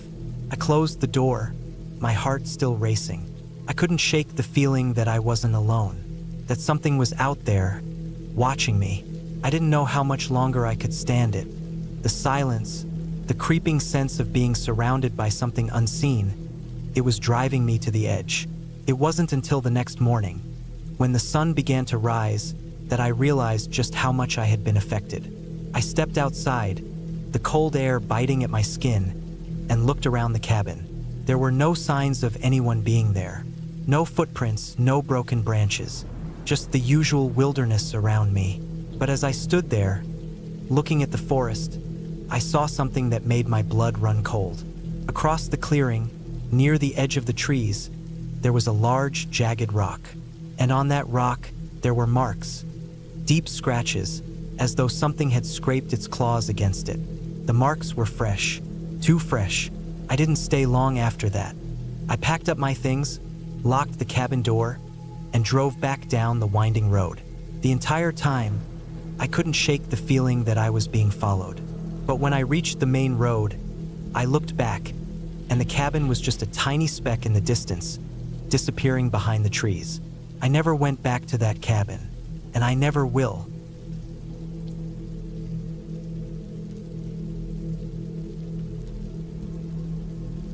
It was supposed to be a peaceful weekend, a weekend to unwind, disconnect from the constant noise of daily life, and just enjoy the stillness of the mountains. I had rented a cabin in the woods, somewhere in the heart of the Appalachian Mountains, not too far from Asheville, North Carolina. The year was 2023, and I had just turned 32. The idea was simple: a break from the city, a few days of solitude, and a chance to do some hiking, read, and clear my head. I had been to the mountains before, but never alone. My friends had always come along on previous trips, and while I enjoyed their company, there was something about being by myself in the wilderness that intrigued me. Maybe it was the challenge of being alone, or perhaps it was the need to prove something to myself. Either way, I was ready for a few days of quiet. The cabin was small but cozy, tucked away in a secluded spot near a bubbling creek. The first thing I noticed as I pulled up the gravel driveway was the silence. It was the kind of silence that settles over everything, a deep, almost suffocating quiet. There was no highway noise, no sounds of distant machinery, just the rustling of leaves in the wind and the occasional bird call. I unlocked the front door and stepped inside. The cabin smelled like wood and pine, the kind of earthy scent that makes you feel like you're truly out in nature. The place was equipped with everything I needed: a small kitchen with an old stove and refrigerator, a stone fireplace, and a single bedroom with a large bed covered in a quilt. The windows were big, offering an expansive view of the forest, the mountains rising in the distance. It was perfect. After unpacking, I spent the first couple of hours just settling in. I stoked the fireplace and made myself a cup of tea. I didn't have a clear plan for the weekend, just the vague intention to explore, get some fresh air, and clear my mind. The surrounding woods seemed inviting, with trails that I knew would lead to all kinds of new discoveries, so I decided to head out for a short hike that afternoon. As I wandered along the trail that bordered the creek, I felt a growing sense of peace. The air was crisp and fresh, and the forest was alive with movement. A squirrel darted across the path, and a rustle in the trees signaled the movement of something bigger, perhaps a deer. The peacefulness was comforting, and I could feel the tension of the city slipping away with every step I took. When I returned to the cabin a few hours later, I made dinner, lit a few candles, and settled in for the night. The sound of the creek outside was a constant, soothing presence, and the fire crackled in the hearth. I didn't bother with the television or even a book, just the quiet, the fire, and the peace of being alone in the wilderness. But as the night wore on, something started to feel off. At first, it was just a faint unease, a sense that I wasn't quite alone. I couldn't put my finger on it. It wasn't a noise. There was no tapping at the window or scraping against the walls. It was something more subtle. Maybe it was the silence, the way the stillness of the night seemed to press in on me, or maybe it was the isolation. But as I sat there in front of the fire, I started to feel like I was being watched. I stood up, walking over to the window to look outside. The night was pitch black, the forest nothing more than a mass of shadows. The wind had picked up slightly, but there was nothing unusual. I pushed the feeling aside, chalking it up to a combination of being in a new place and the fact that it was getting late. I made myself another cup of tea and went to bed. That night, I didn't sleep well. I tossed and turned, waking up repeatedly, each time feeling like there was something in the darkness just beyond my sight. I kept hearing faint creaks and rustling sounds, but every time I'd get up to check, there was nothing. By morning, I was exhausted, but I decided to get up early and go for another hike. The fresh air would clear my head. I made a quick breakfast, grabbed my jacket, and set out into the woods. The daylight helped, and I started to feel better, more grounded, but the nagging feeling that something wasn't right never quite left. It felt like I was being followed, even though I couldn't see or hear anything that would suggest it. I hiked for several hours that day, getting further into the forest than I had originally planned. The landscape was beautiful, with streams and small waterfalls cutting through the woods. I found a spot to sit by the water and just enjoy the solitude. But as I rested there, I noticed something strange. A series of footprints in the soft earth caught my attention. They were fresh, too fresh, and they didn't look like any animal tracks I had seen. They were human-sized, but the shape of the prints was uneven, as though the person walking had been in a hurry or was stumbling. I stood up slowly, scanning the area around me. There was no sign of anyone, but the footprints seemed to lead deeper into the woods. I felt the hair on the back of my neck stand up, and for the first time, I wondered if maybe my decision to come here alone had been a mistake. Still, I didn't want to jump to conclusions. I followed the tracks for a short distance, but they quickly disappeared as they veered off the main trail. I stood still for a few moments, listening, but all I could hear was the wind in the trees. Reluctantly, I decided to head back to the cabin. When I returned, I locked the door behind me and double-checked the windows. It was still early, but something told me I wasn't safe out here alone anymore. I made myself some lunch and decided to stay inside for the rest of the day. The feeling of being watched didn't fade. I kept catching glimpses of movement outside, or hearing faint noises that made me question if I was truly alone. By evening, I couldn't shake the sense that someone was out there, just beyond the edge of the cabin's property. I spent the night staring at the shadows in the corners of the room, the sounds of the forest no longer soothing but unsettling. The next day, I woke up to a heavy fog blanketing the woods, the kind of fog that made it impossible to see beyond a few feet. I grabbed my backpack, gathered my essentials, and made the decision to leave. I didn't care about the rental fee for the cabin. I just needed to get out of there. As I was loading my things into the car, I glanced up at the cabin. That's when I saw it. On the front porch, there was a small object, a piece of cloth. It was a dark color, possibly navy blue, and it was torn. I didn't recognize it, but I knew it wasn't something I had left behind. Panic set in. My mind raced with questions. Was someone watching me? Had they been inside the cabin? I couldn't shake the thought that whoever had been out there was still nearby. I got into the car and started the engine, looking back at the cabin one last time. The fog was thickening, and I couldn't see much, but I swear I saw a figure standing in the woods, just beyond the tree line. I didn't wait to confirm it. I drove away, not stopping until I reached the main road. As I made my way back to the city, I couldn't help but reflect on the past few days. The fear I felt was something I'd never experienced before, an unsettling, primal fear that something was out there, watching me. But as I pulled into the driveway of my apartment and turned off the car, I realized something important. The fear was gone. The strange feeling that had plagued me in the cabin had lifted. I was safe. I don't know who or what was out there or why they chose to stay hidden, but I made a vow never to go back to that cabin. I would never again let myself be so isolated, so vulnerable. The mountains, the silence, the woods, they were beautiful, yes, but they were also unforgiving, and sometimes the things that are most beautiful can also be the most dangerous. As I unpacked my things, I found that piece of torn cloth in my bag. I didn't remember picking it up, but it was there, in the pocket of my jacket. Maybe it was a clue. Maybe it was just a reminder to trust my instincts. Either way, it was the last thing I needed to see to know I was never going back. I was safe now.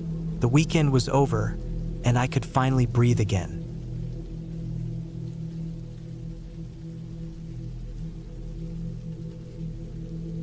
It was supposed to be a quick weekend getaway.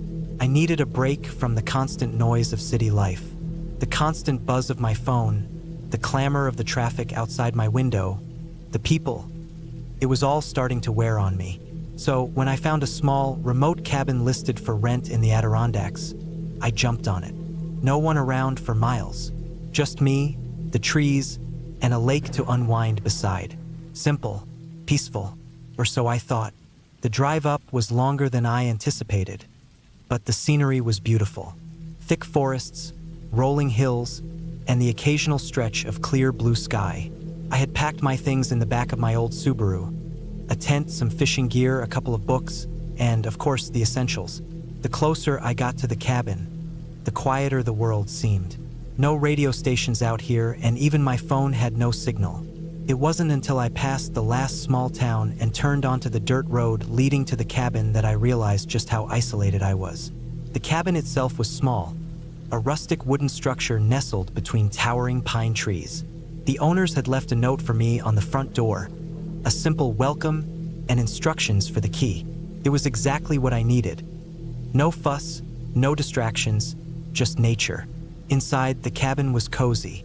A stone fireplace in the living room, a small kitchenette, a bathroom with a clawfoot tub, and a lofted bedroom that overlooked the lake. The floorboards creaked beneath my feet, and the smell of wood and earth filled the air.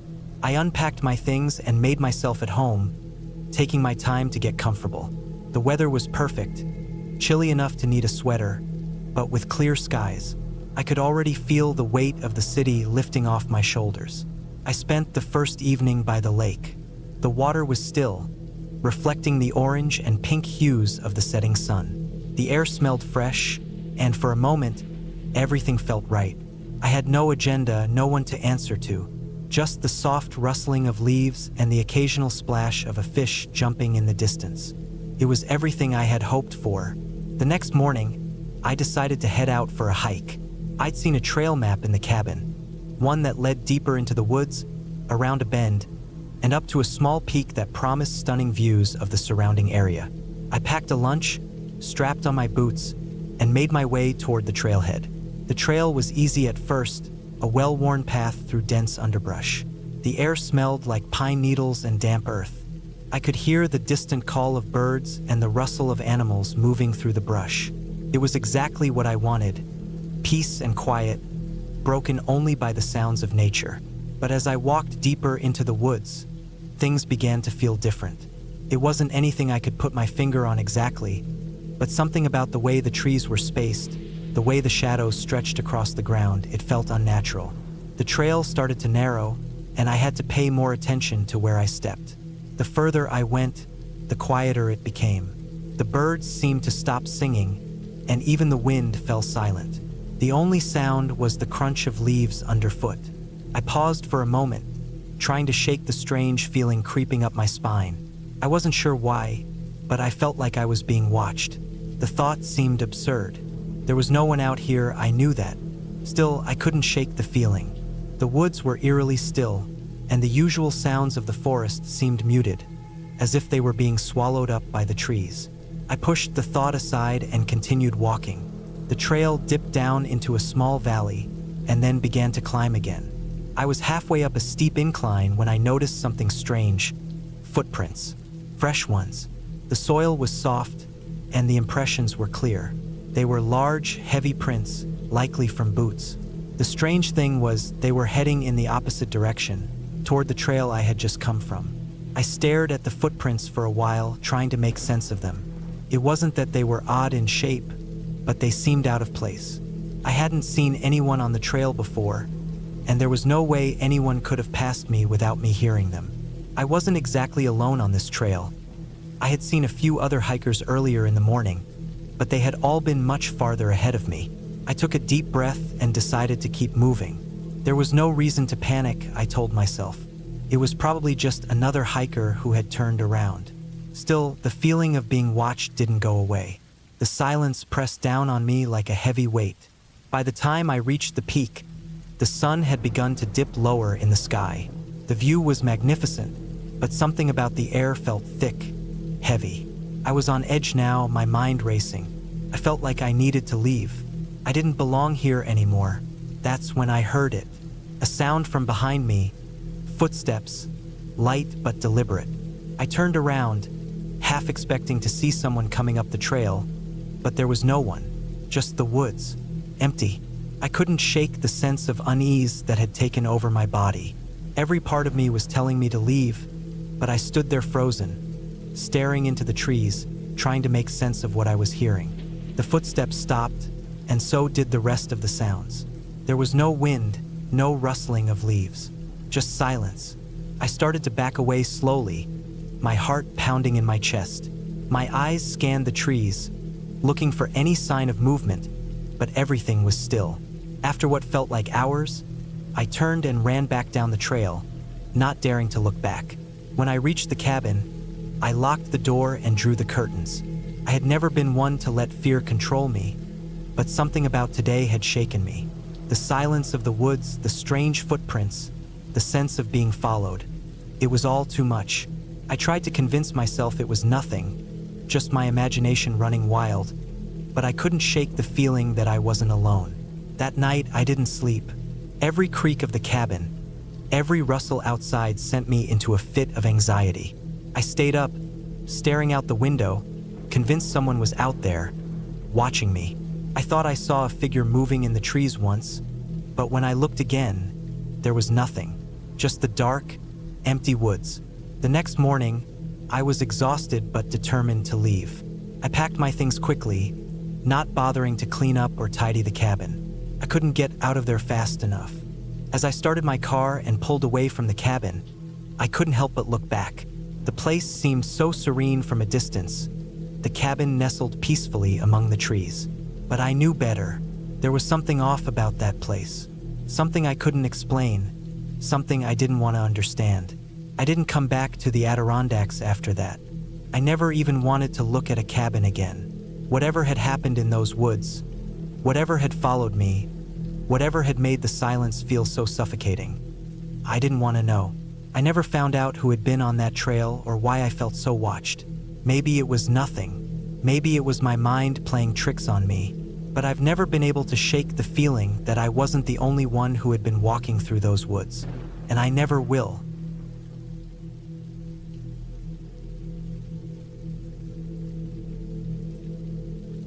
The cabin was supposed to be a simple weekend getaway, a break from the stress of work, a chance to unwind. It was supposed to be peaceful. I needed to escape the chaos, the constant noise, the demands of life. I thought the quiet of the woods would be soothing. The nearest town, Ashford, was an hour away from the cabin, a quiet little place with a gas station and a few scattered houses. It was May 18th, 2025. My name is Jacob Lawson, and I was 29 at the time, single, with a lot of stress building up at work. I had just broken up with my girlfriend, and I needed some space to think. I rented the cabin online. Cheap, secluded, and right on the edge of a dense forest, about 5 miles from the nearest road. The owner, a middle-aged man named Paul, had sent me a simple message: "Key is under the mat. Make sure to lock up when you leave." It sounded simple enough. I packed up my things. A few bags of clothes, some snacks, and a couple of books to keep me entertained. I made the drive out to the cabin, passing through Ashford, and taking the narrow, winding road that led deeper into the woods. It was a perfect spring day. The sun was shining, and the forest was alive with the sounds of birds chirping and leaves rustling in the wind. When I arrived, the cabin looked just like the pictures. A small, 2-story place made of weathered wood with a stone chimney and a front porch that overlooked a small creek. It was isolated, surrounded by towering trees that seemed to stretch for miles. I could already feel the weight of the world lifting from my shoulders. There was something calming about being so far removed from everything. I carried my things inside, put the key under the mat, and locked the door behind me. The interior was simple but cozy. There was a small kitchen, a living room with a stone fireplace, a couple of chairs, and a small wooden table. Upstairs, there was a loft with a bed and a window that gave a perfect view of the surrounding trees. I tossed my bags on the bed and went to unpack. The first night was uneventful. I cooked a quick meal, read for a bit, and then sat by the fire, watching the flames dance in the hearth. It was peaceful, just as I'd hoped. The silence was profound, broken only by the occasional crackle of the fire and the distant rustle of trees outside. I slept well, waking up only once or twice to the sound of animals outside. Deer, probably, or maybe raccoons. But it was the second night that things began to feel off. It started with a strange noise. At first, I thought I was imagining it. I was in bed, the cabin dark except for the soft glow of the moonlight coming through the window. There was a rustling sound coming from outside, something faint, just beyond the trees. I had assumed it was an animal, probably a raccoon or a deer, but then it happened again. And this time it was louder, almost like footsteps. I tried to shake it off, telling myself it was just my mind playing tricks on me.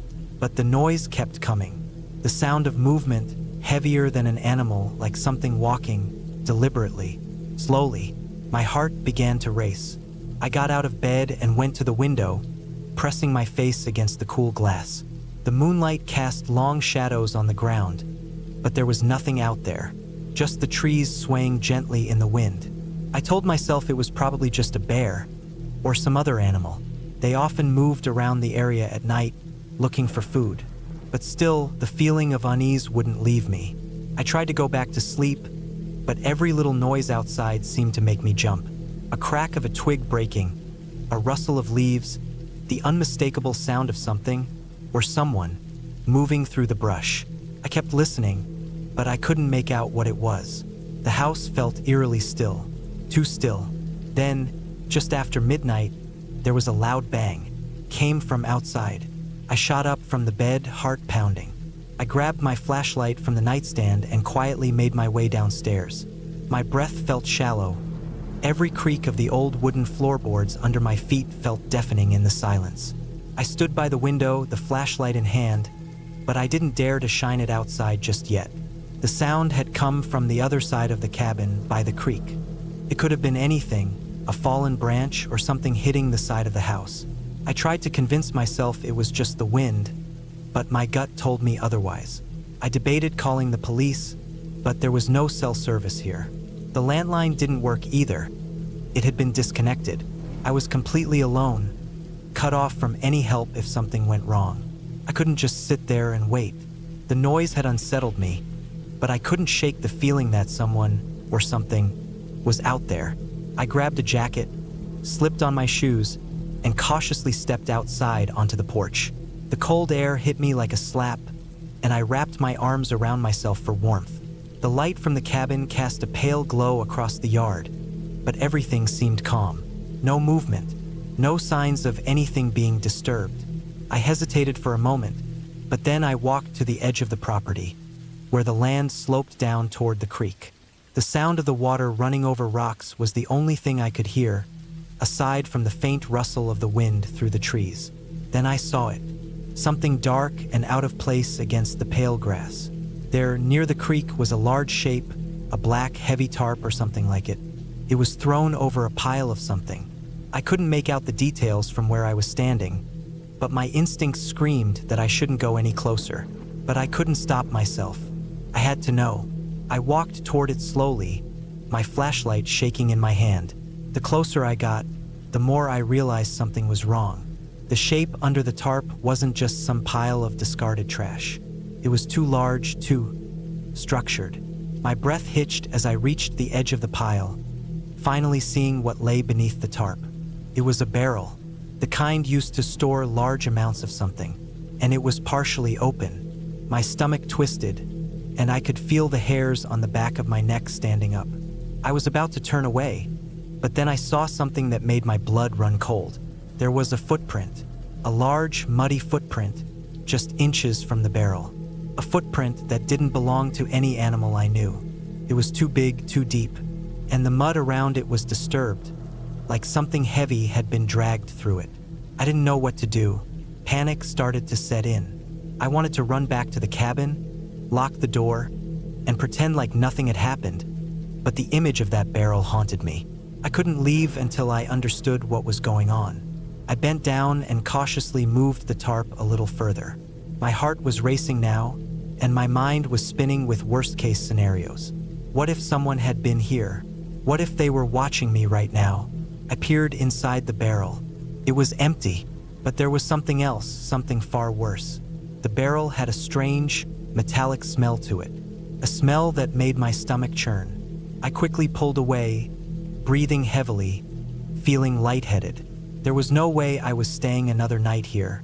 The sense of being watched had become overwhelming, and I couldn't ignore the dread settling in the pit of my stomach. I grabbed my things and rushed back into the cabin, locked the door, and turned all the lights on.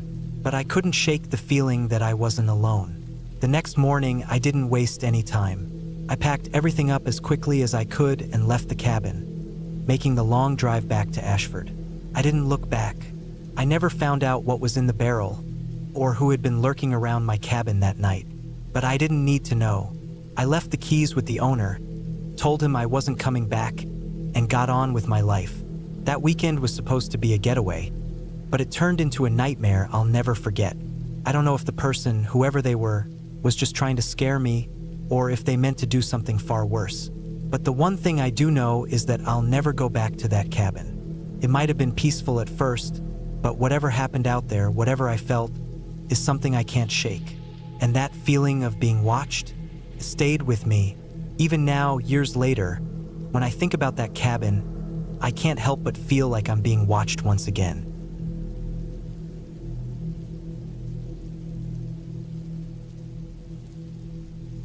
It was the first weekend of October when I decided to get away. The stress had been piling up. Work, life, everything. And I just needed some time to clear my head. So I booked a small, isolated cabin in the woods. The kind of place where cell service was spotty at best, and the closest neighbor was miles away. It felt like the perfect escape, a place where I could sit with my thoughts and enjoy some peace. I was 32, a city worker who had never really experienced the kind of solitude the cabin promised. The woods were something I had always admired from a distance but never really immersed myself in. I drove up on Friday afternoon. The air was crisp, the kind of chill that made the breath come out in little puffs of white smoke. The leaves had already begun to turn, painting the landscape in shades of amber, gold, and red. The road to the cabin was narrow and winding, barely wide enough for my car to fit between the trees on either side. I remember how quiet it was, the only sound being the crunch of gravel under my tires. It was the kind of silence that made the hairs on the back of my neck stand up, but I brushed it off, figuring it was just my nerves acting up. The cabin itself was exactly as advertised, small, wooden, and tucked away in a secluded area of the forest. The kind of place you would expect to find in a hiking brochure, perfect for a weekend getaway. It had a front porch with a couple of chairs, a fire pit in the backyard, and a single-story interior with a small kitchen, a bathroom, and a cozy living area. A wood stove sat in the corner, with a stack of firewood neatly arranged next to it. Everything about it seemed normal, nothing unusual at all. I unloaded my bags, set up my things, and spent the first few hours exploring the property. The cabin was nestled in a small valley, surrounded by tall trees. Beyond the immediate area was dense forest, the kind that felt like it had been here forever, untouched and wild. I had no intention of venturing too far in the dark, so I stayed close to the cabin, taking in the beauty of the place. The sunset was stunning, the last rays of light filtering through the trees and casting long shadows on the ground. For the first time in weeks, I felt calm. That night, I cooked a simple dinner, some pasta and salad, and settled into the cabin. It was only me, so the space felt big, almost too big. I could hear the creaking of the wooden beams as I moved around. The wind was picking up outside, making the trees sway and groan. I didn't think much of it, just figured it was the usual sounds of nature. After dinner, I sat by the fire for a while, watching the flames dance and flicker. I had brought a book, but I didn't have much of an appetite for reading. The night was too quiet. There were no animals, no sounds of insects, nothing but the wind and the occasional snap of a branch. At some point, I felt the weight of the silence pressing down on me.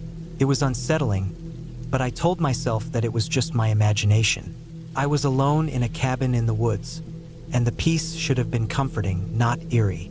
By 10 p.m., I was starting to feel a little uneasy. I shut off the lights, took a quick shower, and crawled into bed, hoping sleep would come quickly. But it didn't. The bed was surprisingly uncomfortable, and every little noise from outside seemed louder than it should have been. The wind, the occasional crack of a tree branch, the sounds of the night that should have been normal felt strange. I pulled the blankets up around me and tried to close my eyes. Around 2 a.m., I heard something that made me sit up straight in bed. A faint knocking, almost like someone was tapping on the window. My heart skipped a beat. I wasn't expecting anyone, and the nearest neighbor was miles away. I got out of bed and stood at the window, but all I could see was the dark outline of the trees swaying in the wind. I convinced myself it was just the wind making branches hit the cabin, though I couldn't shake the feeling that something was off. I checked the locks on the door and the windows before going back to bed, keeping the lights off, telling myself I was just being paranoid. The next day, I woke up feeling strange, not rested but off. I tried to shake it off and make the most of my day. I spent some time hiking the nearby trails, trying to connect with nature, but I couldn't get the nagging feeling out of my head. I kept looking over my shoulder, as if expecting someone to be following me. The woods were beautiful, sure, but they felt isolating in a way that was starting to unsettle me. The more I walked, the more I noticed little details that made the place feel wrong. The ground was soft, like it hadn't been disturbed in years. The trees were too dense, blocking out the sunlight, making everything feel darker. I didn't like it. The woods felt like they were closing in on me. That night, I lit the fire again and tried to enjoy the evening. But I couldn't shake the sense that I wasn't alone. Every creak of the cabin seemed louder. Every sound outside felt more deliberate. When I went to bed, I checked the windows and doors again, but this time, I locked them with an almost obsessive precision. I lay there for hours just listening, and then it came again, the tapping on the window, soft but distinct. I froze. My pulse raced. I didn't move. I just stared at the window, trying to convince myself that it was nothing. But I couldn't. The tapping continued, rhythmic, like someone was tapping with their fingers or something larger, maybe a stick. I slowly got up, my heart pounding in my chest. I crept to the window and peeked through the blinds. There was nothing, just darkness. The trees swayed, and the wind rustled the leaves. I backed away from the window, but as I turned, I heard it again. This time, it came from the back of the cabin. It wasn't the wind anymore. It was something else. I grabbed my phone, but there was no signal. I tried to remember if I had heard anything about the area. Stories of locals, anything that could explain what was happening. But nothing came to mind. I thought about leaving, but the road back to town was hours away, and the sun would be down soon. Besides, what if I was just imagining it? The isolation was playing tricks on me. I stayed up the rest of the night, lying awake in bed, listening. Every once in a while, I heard a noise. Another knock, another tap. It was always coming from somewhere else, always distant. I couldn't tell if it was someone out there or just my mind running wild. The wind picked up again, but the sounds kept going. The creaking of the cabin's frame became more pronounced. In the morning, I decided it was time to go. I packed my things quickly, not bothering to eat breakfast. The tapping stopped once the sun rose, but I didn't feel any safer. I locked the door behind me and drove out of the woods, the road feeling longer and more winding than it had the day before. I didn't look back. When I got home, I never really talked about it. I couldn't explain what had happened, but I didn't want to admit how terrified I had been. Maybe it was just the isolation, or maybe it was something else entirely. But whatever it was, I didn't want to find out again.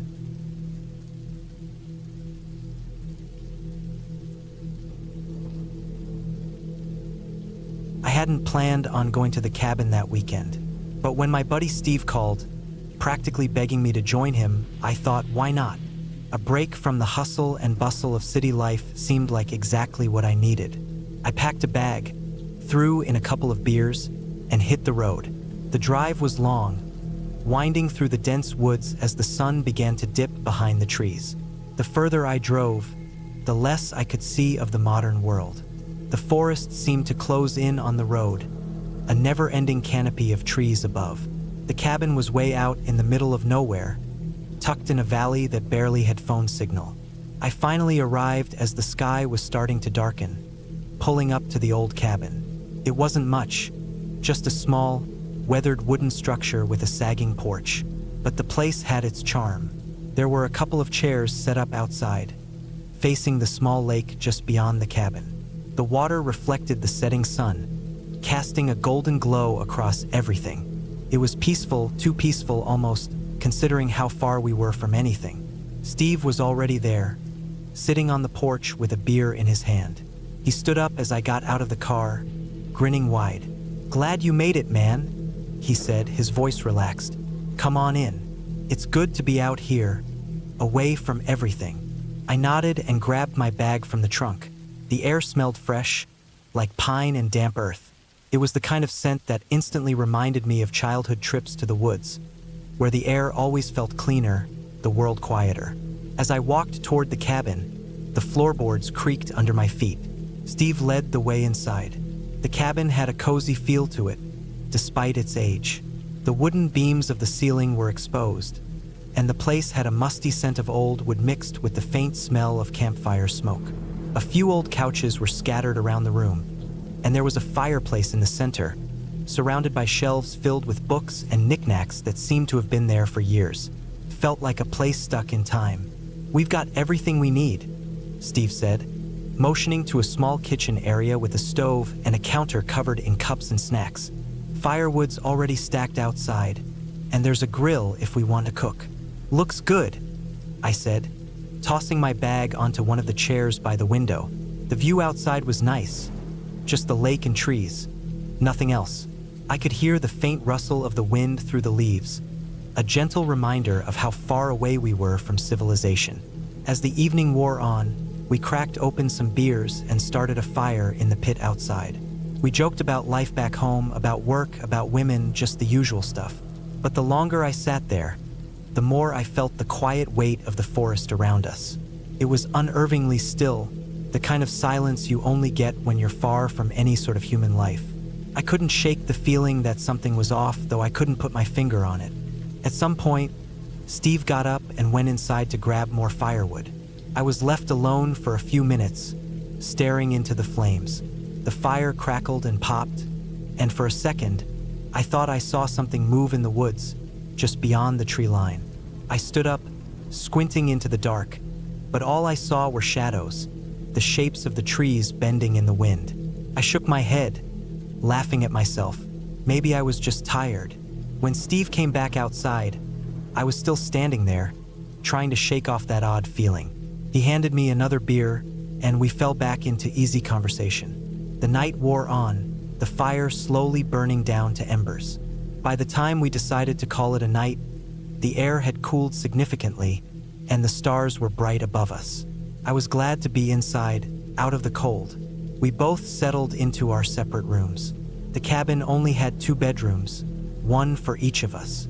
My room was small but comfortable enough, with a single bed, a dresser, and a small nightstand. I tossed my clothes onto the chair and lay down, staring up at the ceiling. The room was silent, almost too quiet.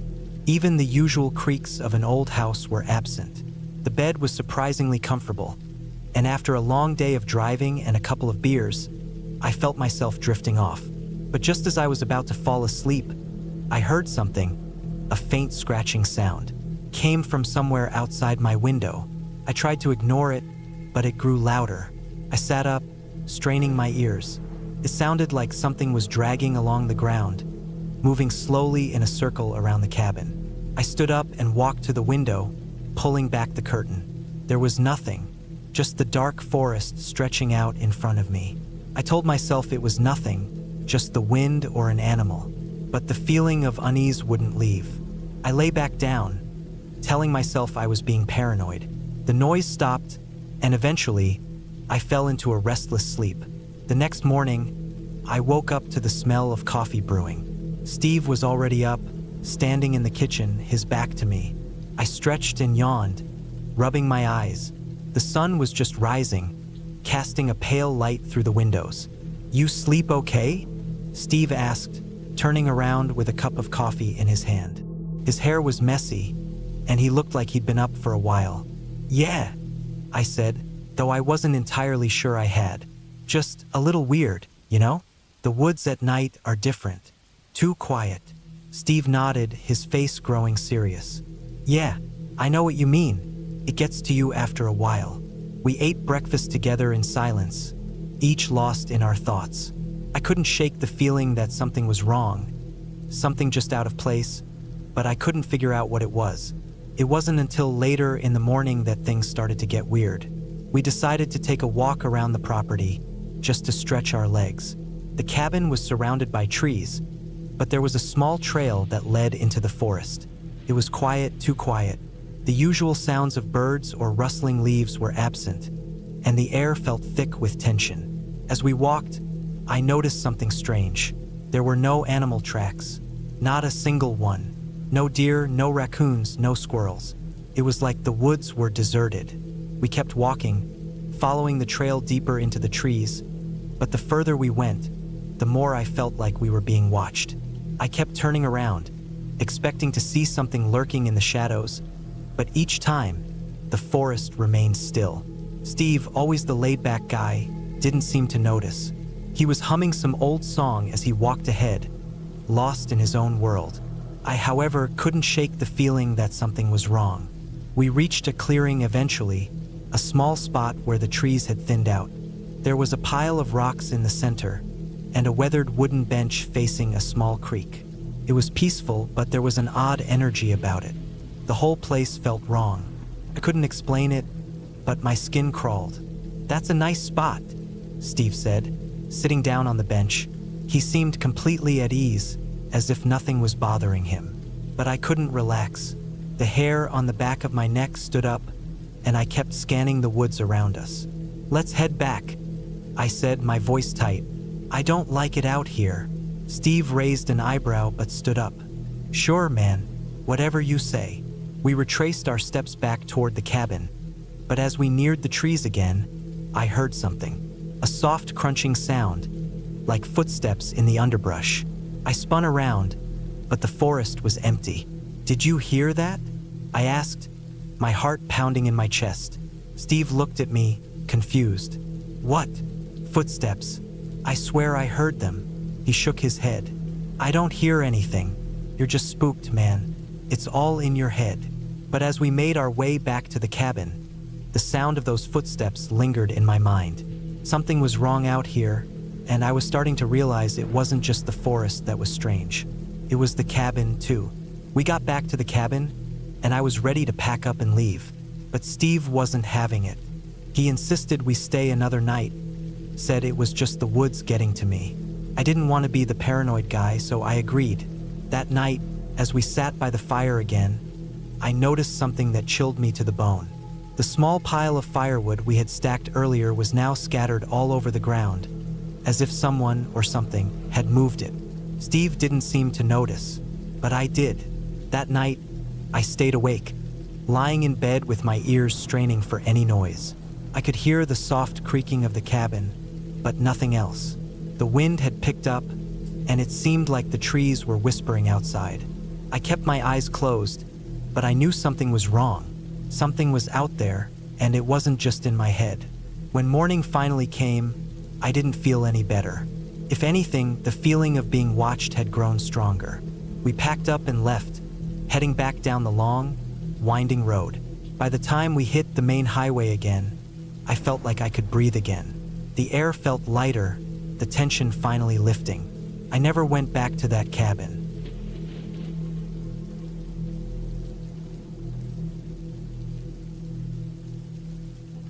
It was late October when I decided to take a trip up to the old cabin my uncle had left me in his will. The place was tucked away in the mountains, far from the nearest town, which made it the perfect spot to get away from the chaos of daily life. I'd never been up there before. My uncle had always talked about it, but I'd never had the chance to visit. He passed away a few months ago, and now the cabin was mine. I was 28 years old, working a regular job in the city, and honestly, I needed some time to clear my head. I didn't know much about the cabin, only that it was isolated and that my uncle had built it himself. It had been years since anyone had stayed there, and the idea of spending a weekend by myself in such a secluded spot both excited and unnerved me. The drive took longer than I expected. The roads grew narrower as I got further into the mountains. There were no streetlights, and the dense trees on either side made it feel like I was driving into the heart of nowhere. I had my GPS, but it seemed to lose signal every few miles. The last stretch of road was a dirt path, bumpy and uneven, and by the time I reached the cabin, it was nearly dark. The cabin was just as my uncle had described it. A small, two-story building made of weathered wood with a wraparound porch. It looked like it had been there for decades. The roof had a few patches where the shingles had come loose, and the wooden railing of the porch had splintered in places. Still, it had a charm about it. The kind of place you could imagine yourself escaping to when you needed to forget about the world. I grabbed my bag from the car and made my way inside. The door creaked when I opened it, but the lock worked fine. The inside of the cabin was simple but cozy. A small living room with an old couch, a fireplace, a table with a few mismatched chairs, and a small kitchen off to the side. It smelled a little musty, like old wood and dust, but nothing unbearable. There was a staircase leading up to the second floor, and I assumed there were a couple of bedrooms up there.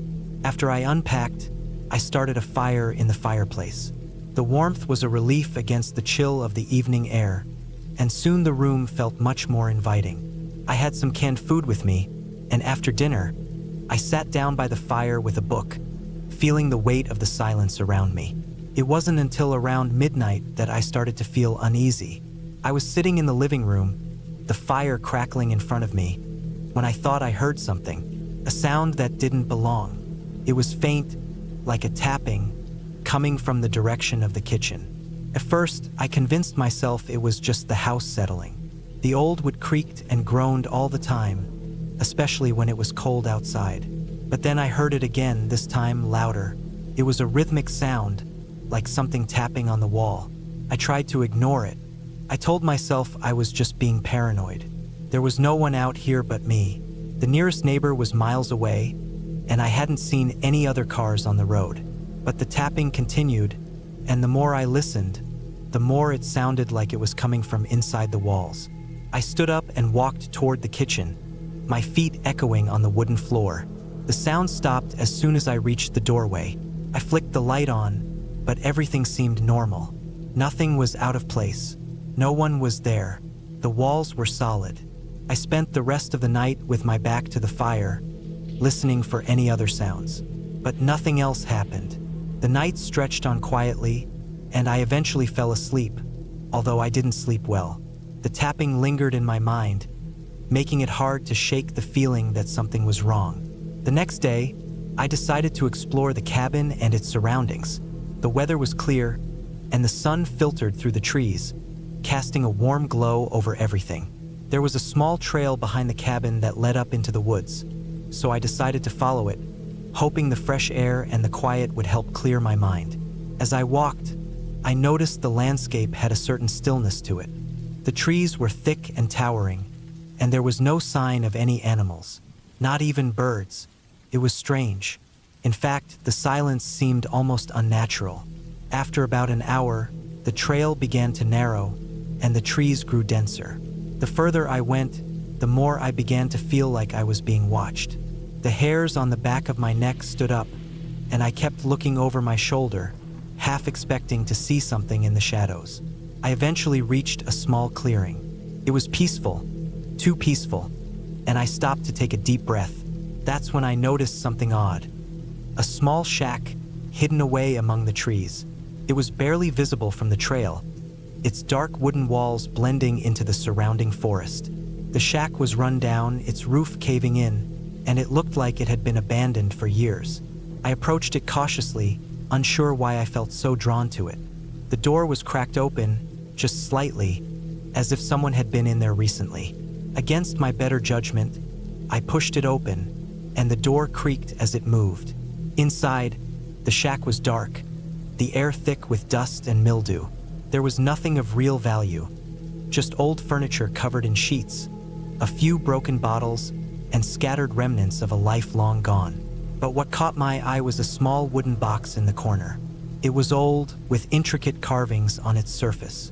Something about it seemed important. I knelt down and opened it carefully. Inside were a few scraps of paper, but one of them caught my attention. It was a map, drawn with shaky handwriting, marking the location of the cabin I was staying in. The map didn't make any sense. It seemed to show a different layout of the cabin, one that included a hidden room beneath the floorboards. I felt my stomach tighten as I realized the implications. My uncle had never mentioned any hidden rooms. I had to go back and check. I returned to the cabin as quickly as I could, my mind racing. I had to know if the map was real, if there was something hidden in the cabin that I hadn't found yet. Once inside, I immediately started looking around the living room, then the kitchen. I checked the walls, the floor, everything. Eventually, I found it. There was a loose plank near the back of the living room. I pried it open with my hands, heart pounding, and discovered a small, dark space underneath. I crawled down, my fingers brushing against the damp, cold floor beneath me. It was tight, but there was something down there. What I found made my blood run cold. In the corner of the small hidden room was a journal. I recognized it immediately. It was my uncle's handwriting.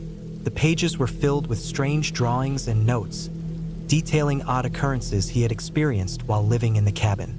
But the more I read, the more it became clear that something had driven him to madness. He had written about hearing things, tapping sounds, whispers in the walls, the feeling of being watched. The entries grew more frantic as time went on, with my uncle detailing his obsession with a presence that he couldn't explain. It was then that I realized the tapping I had heard the night before hadn't been my imagination. Whatever had affected my uncle was still there. It had never left the cabin. I suddenly felt a sense of urgency. I needed to leave now. I packed my things in a hurry, my hands shaking as I shoved clothes into my bag. But before I could leave, I heard it again. The tapping, faint but distinct, echoing through the walls. My heart raced, and I bolted out of the cabin, not stopping until I reached the car. I didn't look back. I drove through the night, my mind still reeling from what I had found. When I finally reached the nearest town, I called a friend, explaining what had happened. He told me I was being paranoid, that I should go back and check it out in the daylight, but I couldn't. I knew I had to leave it behind. To this day, I've never returned to that cabin. I don't know what my uncle found or what he uncovered, but something in that place had driven him to the edge. I don't ever plan to go back. Some things are better left untouched, and I'm convinced that whatever he experienced is still there, waiting for the next person to listen to its calls.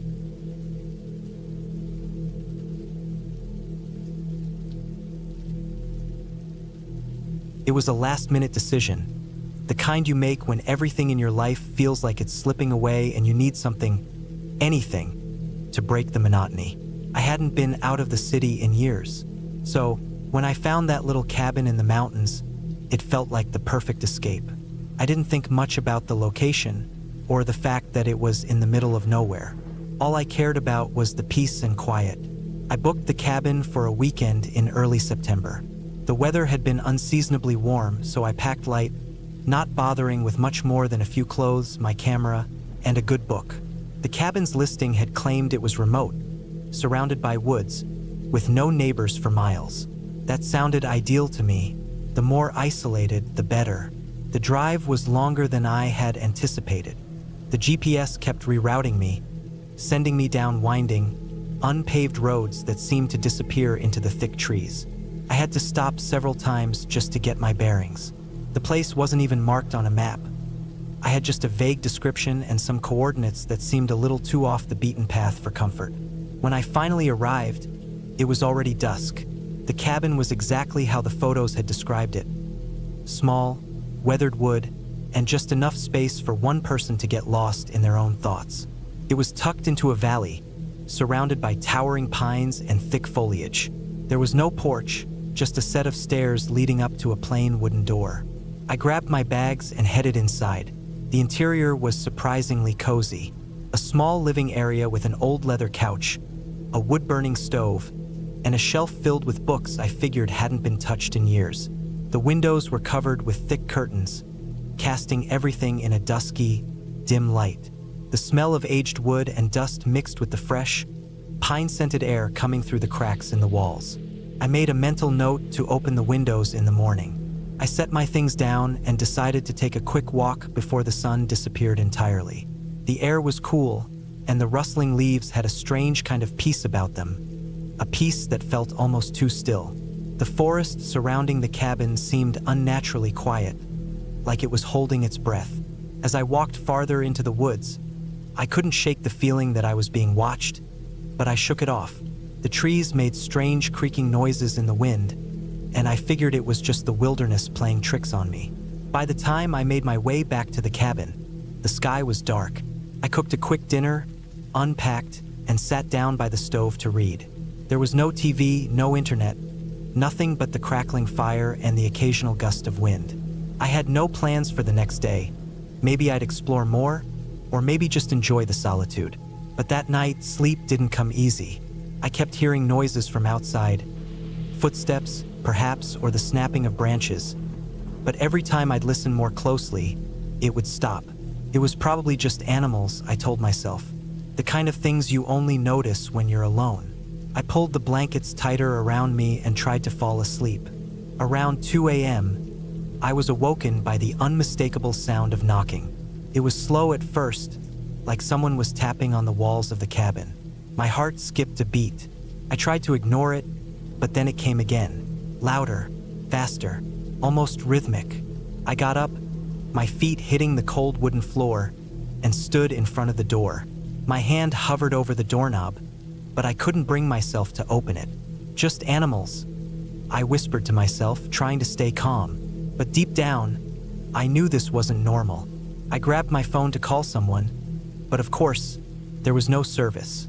The only thing left was the flashlight on my phone, which did little to illuminate the surroundings when I stepped outside.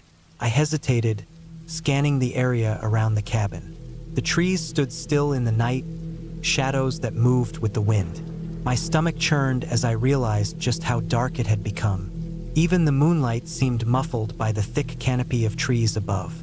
I stepped forward, flashlight trembling in my hand, pointing it at the ground, trying to catch any sign of movement. There was nothing. No footprints, no signs of anyone. I exhaled slowly, trying to steady my nerves. Just as I was about to head back inside, I noticed something strange. A set of broken branches near the edge of the clearing. They were fresh, too fresh, as if someone had been there not long ago. My pulse quickened. I knew I hadn't walked this way when I arrived earlier. I couldn't shake the feeling of being watched, so I hurried back into the cabin and locked the door. The knocking started again. This time it was louder, more insistent. I pressed my back against the door, heart pounding in my chest. The silence that followed was worse than the knocking itself. It was like the whole forest had fallen completely still. Hours passed, and I didn't sleep a wink. The knocking continued sporadically throughout the night, but I couldn't bring myself to check again. What was I supposed to do? There was nowhere to go. The isolation was part of the reason I'd come out here in the first place, but now it felt suffocating, like a trap. When dawn finally broke, I stepped outside, taking a deep breath of the cold morning air. The sun was still low in the sky, casting long shadows across the clearing. Everything seemed normal, as though the events of the previous night had been nothing more than a figment of my imagination. I spent the morning cleaning up around the cabin, trying to shake off the unease that clung to me. I didn't feel safe here anymore, but I didn't know where I could go. There was no one around for miles. I considered packing up and leaving early, but a part of me wanted to stay, to prove that I could handle whatever was out there. By midday, the noises started again. The same slow knocking, followed by the sound of something heavy dragging against the ground. I froze, the blood draining from my face. This time, it wasn't just the knocking. I could hear footsteps, dragging footsteps, coming closer to the cabin. I grabbed my camera, thinking it was some kind of prank or a hunter messing around. I wasn't even sure if I believed in it myself, but my instincts were screaming at me to get the hell out. I crept to the window, careful not to make a sound, and peered out. There, standing just beyond the tree line, was a figure. It was too far for me to make out any details, but the shape of it was unmistakable. A man, maybe. He was tall, his body obscured by the shadows of the trees. I couldn't see his face, but his presence felt like a weight pressing against my chest. I backed away from the window, my mind racing. I didn't know what to do. I couldn't stay, but I wasn't sure if I was safe driving back down the mountain either. The figure moved, slowly, toward the cabin. My heart skipped a beat. I ran to the door and locked it again. The sound of dragging feet got closer, then stopped. Silence. I waited, the adrenaline coursing through my veins. Every minute that passed felt like an eternity. Eventually, the silence became too much to bear. I grabbed my things, packed as quickly as I could, and ran outside, not even stopping to close the door behind me. I don't know what happened after that, whether I was just paranoid, or if there had truly been someone out there. I never found out. But I drove as fast as I could, not stopping until I was back on the main road, and the forest was far behind me. The cabin, with all its unsettling quiet and hidden dangers, was nothing more than a memory. When I got home, I didn't tell anyone about what happened. It was hard to explain, harder still to admit I had let myself get so caught up in something I couldn't control. A week later, I received an email from the cabin's owner. It was a simple message, one that made my blood run cold. I hope your stay was peaceful. Just so you know, the cabin was built over the remains of an old logging camp. Some of the workers used to wander off into the woods. They never came back. I never went back to that cabin, but I couldn't stop thinking about what I had seen. And sometimes, when I'm alone in the woods or at the edge of a clearing, I still hear the sound of dragging feet in the distance.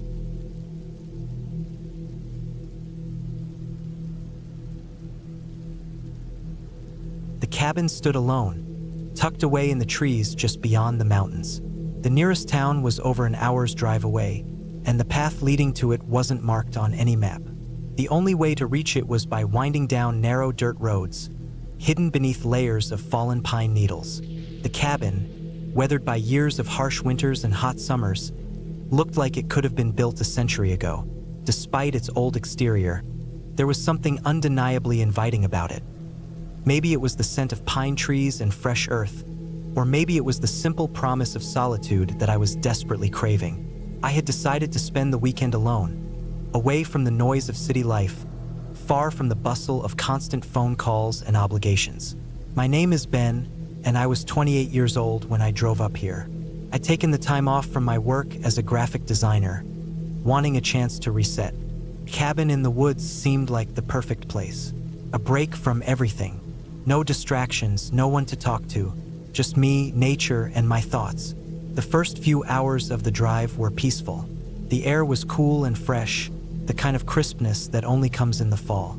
The trees around me were just beginning to change color, splashing the landscape with rich oranges, yellows, and reds. I could feel the tension from my busy life begin to melt away as I drove deeper into the forest, leaving behind the noise and chaos of the outside world. When I finally reached the cabin, the sun was low in the sky, casting long shadows across the clearing. I parked my car in front of the cabin, the tires crunching over gravel and dirt. The air smelled of damp wood, pine, and something earthy. Everything was still. No wind, no birds chirping, just the sound of my own breath and the distant murmur of a stream somewhere far beyond the trees. I grabbed my bags from the trunk and walked up to the front porch. The door creaked as I pushed it open, revealing a small, cozy living room. There was a stone fireplace along one wall, a small kitchen to the side, and a loft above where I could see a bed waiting for me. The cabin had everything I needed: a couch, a small table, and even a stack of firewood beside the hearth. The decor was rustic, with wooden beams overhead and a few old but sturdy furniture pieces scattered around. Inside, it was warm despite the cool air outside. I dropped my bags by the door and went straight to the kitchen, where I made a simple meal for myself. As I ate, I noticed how quiet it was, the kind of quiet that presses in on you, making everything feel heavier. It was nice, but at the same time it felt strange, like something was just off. That night, after I had finished eating, I settled down on the couch with a book. The fire crackled in the fireplace, casting a flickering glow across the room. The shadows danced along the walls, making the cabin feel alive in a way. I tried to ignore the unsettling feeling creeping into the back of my mind. The silence had become oppressive. Every so often, I thought I heard something. A branch snapping outside, a rustle in the leaves, or the faintest sound that I couldn't quite place. But I shrugged it off. It was probably just animals in the woods. I was in the middle of nowhere, after all. Around midnight, I decided to turn in. The bed in the loft was comfortable, and the thick blankets helped keep the chill at bay. I lay there in the dark, the only light coming from the dying embers in the fireplace. The wind outside had picked up, and I could hear it howling through the trees. It was the kind of wind that makes the trees creak and groan, like they're alive. Couldn't sleep. The wind and the silence worked together to keep me awake, stirring the air in the cabin and making the shadows shift in unsettling ways. I tossed and turned, finally getting up to stoke the fire. When I reached the stairs to the loft, I stopped. There was something strange about the sound. It was faint, but I could swear I heard footsteps, slow, deliberate steps, coming from the floor below. My heart skipped a beat. I told myself it was just the house settling, but the more I listened, the more certain I became. Someone or something was downstairs. I wasn't sure if I wanted to investigate, but the curiosity gnawed at me. Slowly, I descended the stairs, careful not to make a sound. As I reached the bottom of the stairs, I peered into the dark living room. There was nothing, just the low glow of the fireplace, casting long shadows across the floor. No one was there. I shook my head, trying to dismiss the thought. It must have been the wind. It had to have been. But then, I noticed something. The front door was slightly ajar. I was sure I had closed it when I came in, but now it was open, just a crack. I froze, staring at it, trying to make sense of it. The air felt colder now, like something had shifted. I slowly walked over to the door and pushed it closed, locking the bolt. I didn't know why, but I felt safer once it was shut. But that nagging feeling in the pit of my stomach wouldn't go away. There was something I couldn't put my finger on. Something wasn't right. The silence had turned oppressive again, and my mind kept replaying the strange footsteps I had heard. I spent the rest of the night wide awake, staring at the ceiling, waiting for something else to happen. The fire burned low, and the wind outside only grew stronger. But nothing else happened. It was just the stillness and the darkness, pressing in on me from all sides. By morning, I was exhausted, but I forced myself out of bed. The sun had risen, and the sky was a pale blue, clear and cloudless. I needed to get out of the cabin to clear my head. I grabbed my jacket and headed outside, breathing in the fresh mountain air. The sun felt warm on my face, and I was grateful for the escape from the stuffiness inside the cabin. I walked around the perimeter of the cabin, taking in the view of the woods. There was nothing out of the ordinary, no signs of anyone having been near the place. No footprints or strange markings, just trees, rocks, and a steady stream running nearby. But the unease lingered. I couldn't shake the feeling that I wasn't alone. I spent the rest of the day hiking around the area, trying to push the strange events from my mind. The sound of footsteps, the open door, the unsettling quiet. It was all too much. By evening, I was ready to leave. I didn't care if it was supposed to be a relaxing getaway. I just wanted to get out of there. The cabin felt too close, too suffocating, like it was waiting for me to do something wrong. As I packed my things and prepared to leave, I heard something, a faint noise coming from upstairs. The same slow, deliberate footsteps. My blood ran cold. I grabbed my things, not caring if I forgot something, and rushed out of the cabin. I locked the door behind me and threw my bags into the back of my car. I didn't look back as I drove away. The trees seemed to loom taller and the shadows longer, but I was relieved. The drive back was uneventful, and as I entered the town, I felt a weight lift off my chest. The tension that had gripped me in that cabin, that sense of something watching, had finally faded. When I arrived back in the city, I didn't think about it much. I moved on, back to the grind of my everyday life. The cabin was nothing but a memory, but there was one thing that stayed with me. I never did figure out who or what had been in that cabin. I'd like to think it was just my mind playing tricks on me, but deep down I know that something was there, and whatever it was waiting for me to leave.